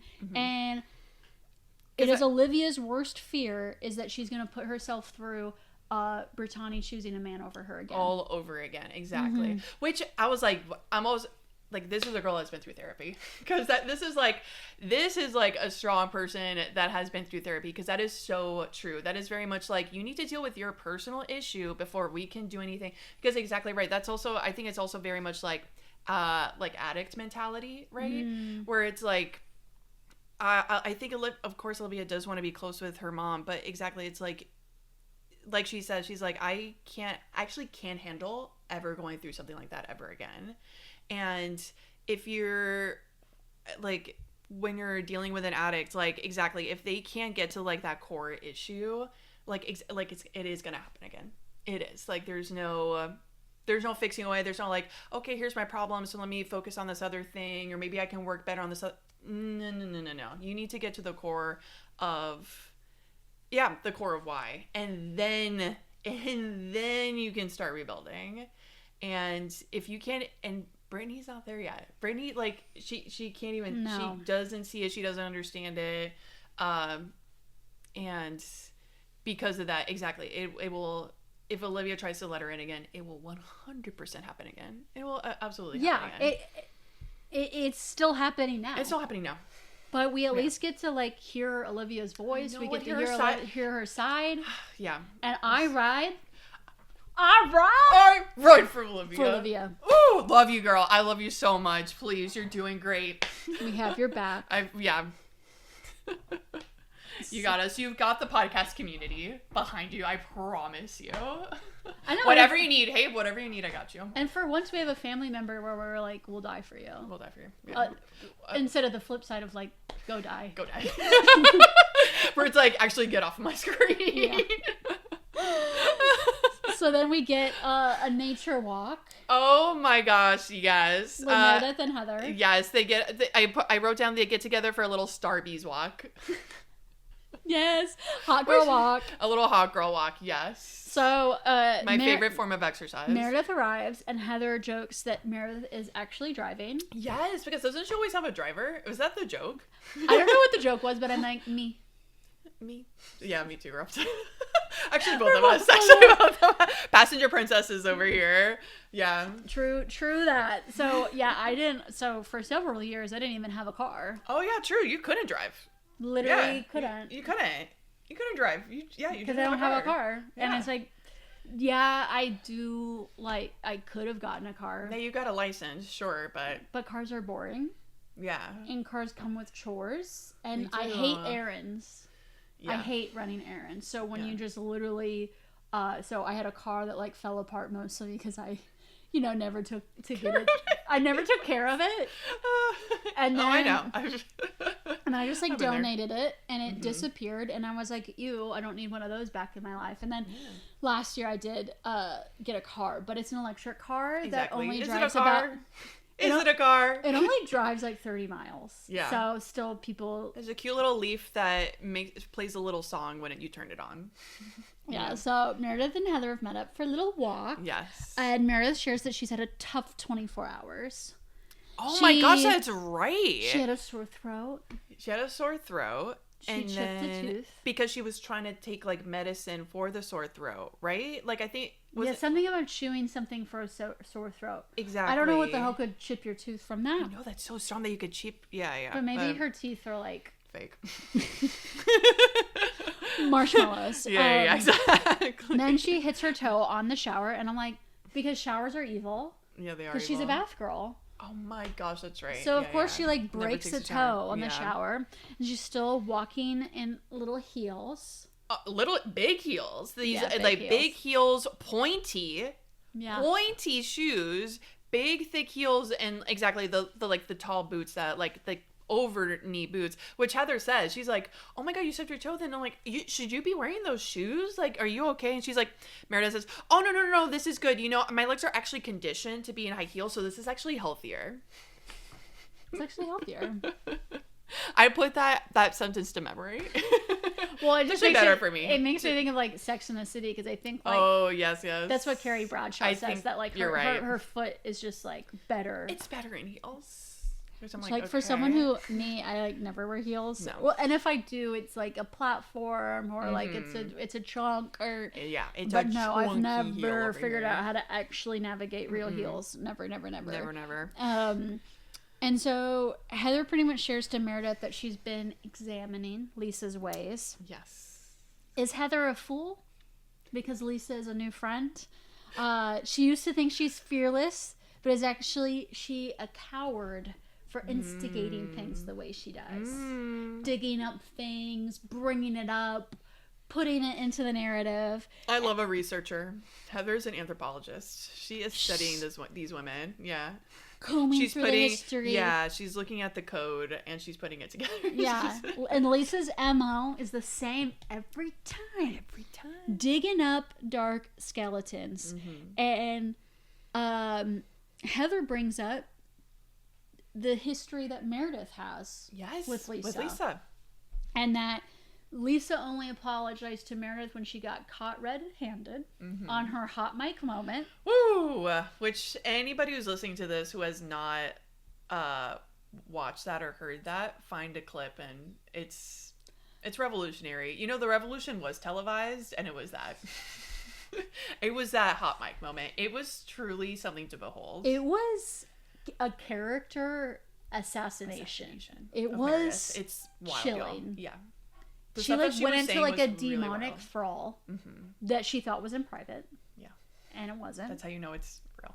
That's the real Lisa. And that's Lisa had to apologize to Meredith for years for them to mend their relationship after that. It's still crazy that they like mended their relationship after that. Because Nina, if you said anything like that about me, I meant it to be private. No way. Yeah. I don't think we could ever come back from that. Any of our friends, I don't think could ever come back from that. Would be shuttered. Oh yeah. Closing up shop. Yeah. It would a Spirit Halloween would open up in it. Like it would be Dunzo Bunzo. Which makes me, I mean, I think we've talked about this before, which makes me think, what shit do they know about each other? What shit do they have on each other that they are still good friends? Yeah. Because, exactly, the stuff that was said, especially Meredith, who takes everything so personally and so literally, because he's a lawyer, and that's why she... Not the children! Okay, like, just takes things, like, anyway, for someone that takes everything so personally, she's still giving Lisa the benefit of the doubt. Yeah, is claiming that she, has no reason really to trust Angie. Because of their fraught relationship again. Because Angie said something like not even Angie. Her husband said something so minuscule about Meredith's son. Yeah, and Meredith holding onto that like a little like a dragon holding on to gold, like just not letting that go, even though like I think even her son is like, yeah, whatever, like, yeah, I am gay and I'm like, what's it? I don't even, anyway, I really don't want to get back into that drama. But yeah, yes, so it's just like it's like Heather is trying to activate Meredith, Angie is trying to activate Meredith, and it's not working. It is not working. She's like, we'll see. We'll see. I mean, I just have to give her the benefit of the doubt. So, like, will it happen on the yacht trip? Probably not. She's probably going to be, like, dozing off the whole time. I don't know what could happen. I really don't know what could possibly happen to activate... Brooksy. Meredith. Brooksy? Yeah, you think? Someone bringing up something about her baby. Yeah, Lisa saying something about her kids, maybe. Yeah, I think that's about it. But that's really it. Yeah. And then... sorry. And she says this. I did write this down because because this is classic Meredith. She said, when someone shows you who they are, you deal with them accordingly. Which I'm like, yeah, so do that. So do that. Okay, stand on what you say. And do it. And Heather's like, she's 100% digging up stuff on you. Yeah. Like, it's true. It's true. Like, come on. Oh my gosh. It's like being in it's like when a girlfriend of yours is in a toxic relationship. It's like, it's almost like no matter what you do, like, or say, they just are like, no, they're fine. They're fine. They're just like quirky. And there's this... No one's perfect. Hey, no one's perfect. It's like, okay, well. All right. Okay. So then we get to a fun little... wino session. Yes. To fill out the preference sheets. Yes. So do you know anything about the preference sheets? Not a single thing. This was another moment where I'm just like, oh my God, I'm such a peasant. I've never even heard the whiff of a preference sheet. I also have not, but I've watched, 20 seasons of Below Deck. So all of the people, all of the charter guests before they arrive will fill out a preference sheet where it'll say things like what you prefer, as in like, oh, I like M&Ms and I want iced coffee, and this is what I like for breakfast, this is what I like for lunch. And out of a group, I wonder if Heather's going to be considered the primary. So out of the group, there is a primary guest. Okay. Or if it's like a husband-wife couple, it's a primary couple. And so it's kind of like they're like the king and queen. Okay. And then the other people are like the royal court that's arriving with them. Mm-hmm. So it's like everyone's preferences matter, kind of.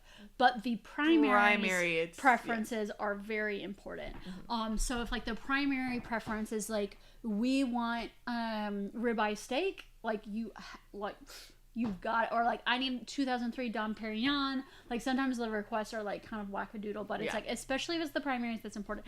The other thing, and they'll have like a preference sheet meeting before the chartered guests come in, and so the lead bosun who leads the deck will come to the preference sheet meeting. The chef will come to the preference sheet meeting. Also the chief stewardess or chief steward, and they run the interior, they also come to the meeting, and then also the captain. So it's a meeting of the minds. Wow, it's a war room. And they review every single's preference sheet meeting, and that's also a time to like do some shit talking.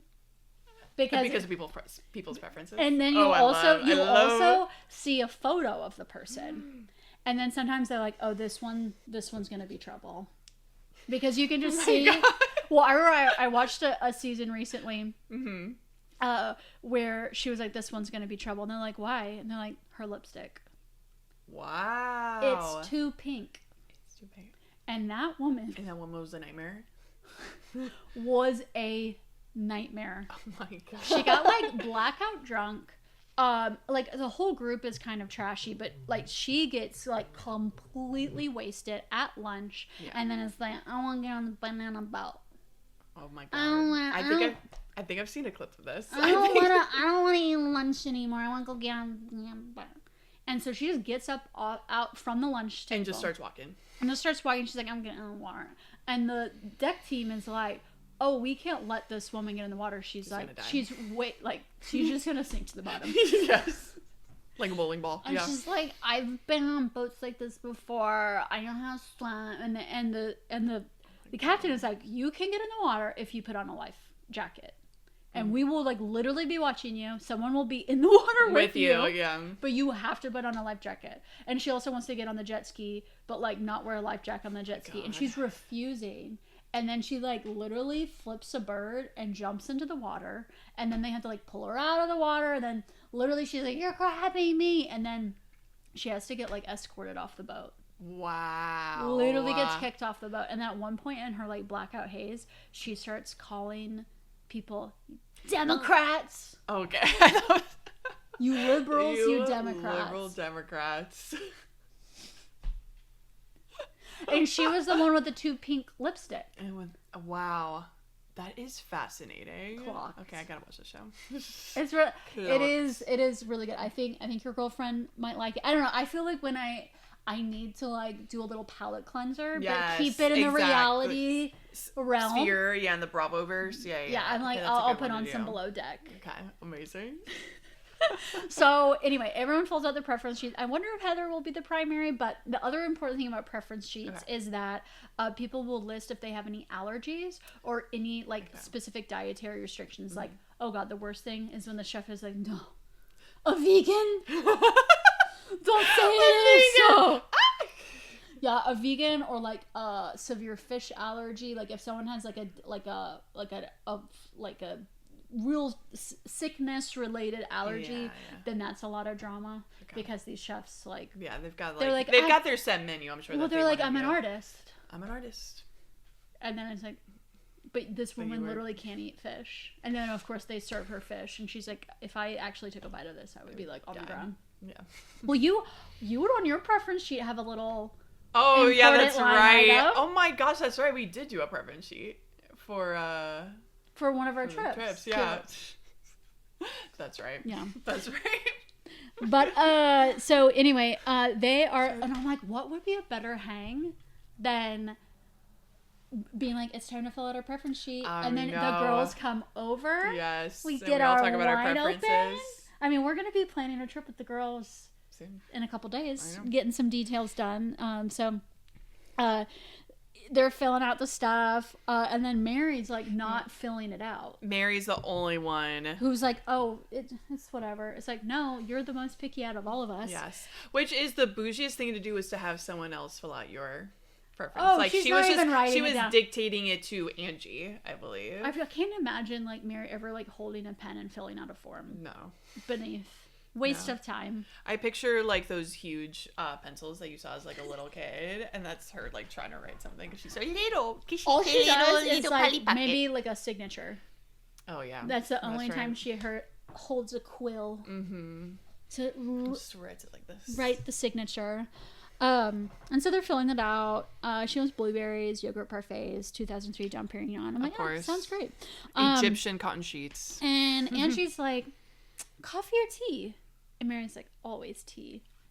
Well, speaking of tea. Well. Exactly. Yes. Have you heard of the Bronwyn identity theft allegations? Which, did you know about this? No. Me neither. I knew about the lawsuit thing. I didn't know anything. Oh yeah. Well, yes, the Lisa stuff I'd heard, but I hadn't heard anything from Bronwyn. The Utah grift, baby. Oh my god. And so essentially they're like, oh, we just heard about it. It's been hitting the headlines, and then this leads us immediately into our final scene, which is a return of Bronwyn and Todd. When I saw Todd sitting at the bar, I was like, what the fuck is this man doing here? Exactly. And he's like, I'm loaded up on Diet Coke. I'm ready to go. Yeah. Which, do not sully the name of Diet Coke. One, that's Lisa's thing. Yeah. One, that's Lisa's thing. And number two, it's my thing. And I don't want to be drinking Diet Coke and thinking about Todd. Oh, I have a question for you, actually, related to Diet Coke. What are your thoughts on Coke Zero? I like it. Because in Europe, I do like it. In Europe, there's no Diet Coke. Yeah, it's all Coke Zero. It's all Coke Zero. Yeah. Zero. I think that's why, there's just like a little bit of like European in me, and it's because supposedly the Coke Zero has like less toxins or something. Maybe. I mean, possibly. Something about if it's in Europe, it probably is better. I also like the European sizing of the cans. I love a little like. And they add lemon to it. I don't do the lemon. No. I don't do citrus. I know. I'll be the first to go if we're stuck on an island. Scurvy's coming for me. It's just a matter of time. So Bronwyn arrives, and she shares a little bit about the headline and headlines in her talking head. So it sounds like it's a two-pronged thing. So one thing has to do with 20 years ago when I was a BYU student, she got like maybe evicted from an apartment, and she left the apartment and then never paid something, and then she later paid it. Literally, which whatever. I'm just like, whatever, girl. Yeah, whatever. I was such a piece of shit in college, and she had a baby. Like, she was dealing with like bigger actual issues. Yeah, so that's like, girl, you do what you got to do. Literally, whatever. Yeah, and then there's another thing. That the headlines are saying is like an active current day thing. Yeah. She says it's 10 years ago, and it is a court case that has been dismissed and sealed. Mm-hmm. So she literally can't talk about it. But under that specific penal code, it could be in the realm of identity theft, grand theft, or fraud. And she shows up to the bar, and she's like, oh, Todd, I know these headlines are really bad for you because of how it looks for your job, and it's just so important that, your credibility and your standing is never tarnished. Kill me. I mean, kill me. I could see like in a situation of like if I got convicted of like grand theft, I would probably go to like family members and be like, I'm sorry, but it's like we're talking to Todd here. So I'm like, no apologies to this man. Yeah, zero. He doesn't Bitch, I anything. did that shit and deal with it. Yeah, deal with it. Todd, why don't you act like a real rich person and actually cover this up? You know what I mean? Like, if you were be my gardener, like have my back. Like, even if I did the press. Exactly. Like, have my back, and if you had my back, you would, like, if you have as much money as you say you do, if you have as much power as you say you do, then you would have this covered up. This would all be covered up. Actually, It's your fault. It's actually his fault. Yeah. I support Bronwyn whatever she does, and it's actually his fault. And then Todd, she's like, and I know, Todd, that I know you don't want me to go on the yacht. Yeah, to bring up the yacht. I'm like, okay, girl. Because he just like hates these women. He doesn't understand this show. And I'm like, no, you go on the trips. You go on the trips. It's actually part of your job. Are they your real friends? No. You go on the trip. Yeah, it's part of your job. And he's like, I don't understand why you'd want to be in the same room as Lisa. I'm like, besides the point. That's besides the point. Yeah. And he says he wouldn't piss on Lisa if her brain was on fire. Yeah. Which is such a what the fuck wild image, for me to have in my brain. Yeah, that was. I wouldn't piss on Lisa. If her brain was on fire. Piss on Lisa if her brain was on fire. Yeah. Poetry. With my GD, I wouldn't piss on. I wouldn't piss on Lisa with my GD. Save your piss, Todd. No one wants it. No one wants it. It's toxic. I don't want it. Lisa doesn't want it. Yeah. Also, don't piss on me. Hot take. Yeah, don't be pissed on anybody. No one wants your piss on them. How about that? And he says, why do you get in the gutter with her? I'm like, sir, the gutter is a super yacht. Exactly. That is a below deck crossover. Yeah. Sir, it is not a gutter. It's so many people would happily trade places to me, including myself. Yeah. And that's me right there. Yeah. And hi. I can be a cute little server. Just like, oh, do y'all need any more Coke Another Zero? thing I joke about when I watch Below Deck is I would be fired so fast. I mean, me too. Yeah, you would be too. Yeah, no. Am I kidding? Because I'm like not good at cleaning. I don't have like when it comes to physical jobs, I don't have like a can-do attitude. No, I would have a bad attitude. When it comes to like technical work on the computer, like being a little like mole brain, like I deliver. Yeah, but like hospitality, serving, I was I know I just joked about being like, oh, I could be a cute server. I was such a bad server. I did work as a server here in town. Cute, and I was very cute. I was very cute. And that was it. That's all I brought to the table. I'm so sorry to say. I could be quite charming, but holy crap, was I a bad server. I remember going up. I used to work at this barbecue place here when I first moved to town. And I remember I had a really bad shift. By the way, my fault. It was a super busy like lunch shift, and I messed up so many orders. There was a family that I didn't even put in their order. They waited there for like an hour and a half.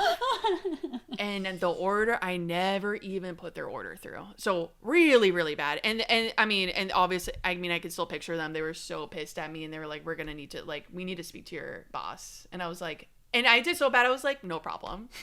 Like, you should speak to him. I brought him over. And I remember at the end of that shift, I went to my boss and I was like, hey, so I just want to say, like, I completely understand. If you got to let me go, like, we're good. We're on good terms. Like, I'm really sorry for what I did. But like, I like, we're still buds. Like, you can let me go, and it makes total sense. And he was so sweet. He did not fire me. Really? Really. He's like, oh, Nina, everybody has bad days. Everybody has bad days. Don't you worry. Like, you're going to be fine. He was really sweet. That was really sweet. I had the was very sweet of him, but experience. Yeah, you did. A certain local coffee shop. Mm-hmm. So, I had been working at coffee shops all through college. Yeah. Like, You're a pro. You are a pro. Yes. Yeah. Have put your life on the line. You have actually put your life on the line for these coffee shops, in actually. a previous little podcast episode, I detailed the incident where someone poured hot boiling tea down my arm, and I live to tell the tale. Yeah. So anyway, I'm a veteran of the coffee scene. I show up to this coffee shop, and I'm like, you're welcome. Like, don't even, yeah. You're welcome? You're welcome with my presence. Because you're like, the big dog has come on in, and you're in good hands now. Yeah. You're in good hands when it comes to making drinks extremely quickly and very fast, very rapidly, with a smile on my face. Yes, in a happy However, attitude. like, something I'm not good at is cleaning toilets. No, and I don't want to be. Yeah, I hated cleaning. It was the worst thing. And ever. in the previous coffee shops that I worked at, a lot of them were like on campus, and the campus bathrooms were not under the cafe umbrella.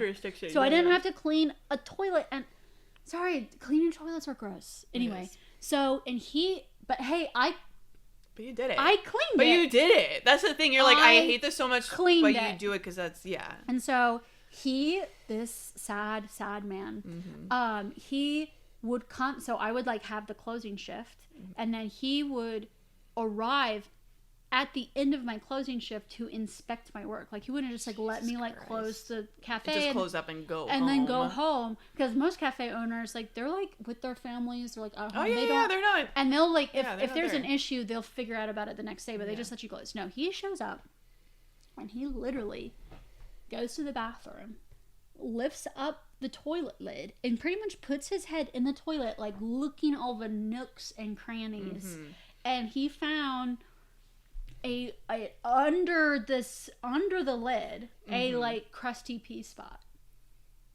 And he was like, remember when I hired you and I told you that you needed to clean the toilet? I'm like, yeah. And he's like, well, you didn't clean the toilet, so I'm gonna fire you. And he literally fired me right then and there. If I could have a revisionist history, I would have been like, fuck yeah, like pew, pew, pew. I would have flipped two birds, and I would say, go get a life, you turd. And keep your head in there, because that's where you belong. I could have had such an epic go suck yourself. Just like in throwing stuff, just like walking by things and like pushing them on the ground. Oh yes. But no, that is so crazy. No, I like tried to like save my job for about 5 minutes. I pretty much was like, an example of managing is feedback, and you could just tell me that it wasn't good enough and it'll be better next time. And now I'm like thinking, like, you know, who wants to get on the other side of the lid? Nobody. Get in the ridges? No. I don't ever remember cleaning it that well. No, God, no. No, come on. I know. And then when I got fired, my mom was like, "Wow, well, I'll keep in mind that bathroom's really clean." Like, if she ever needs to go to... This is also classic. This is classic Dawn to not be like, I mean, obviously she loves you. She obviously has your side, but she would say that. She's would be like, oh, good to know it's clean. You're not working there anymore? Okay, good to know that it's not going to be really clean. It's like, Mom, I'm going to need you to like, that's not what I want you to take from this story. So anyway, I would last about 5 seconds. Anyways, all that to say, I would love to muck around in that gutter. So he's pretty much like, Todd is pretty much like, well, if you go on this trip, don't come back complaining to me. Yeah, this is all on you. This is all you.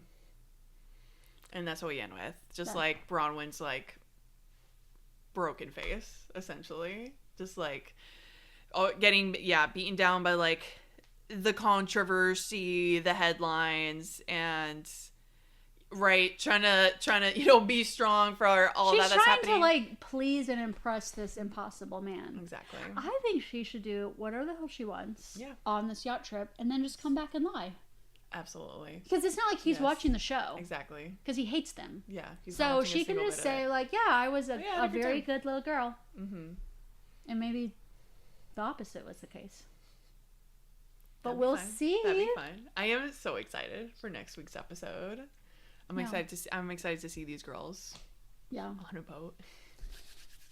Yes. So that delicious. I think wraps up our recap. It does. Yes. And we will resume with Survivor this week. We will be watching Survivor tonight, and then recording our podcast. Friday. Actually, on Friday. Slight schedule tweak. Yes, part of that chaotic good is scheduling. She's hosting this like movie premiere. Oh yes, and which is it's been a great.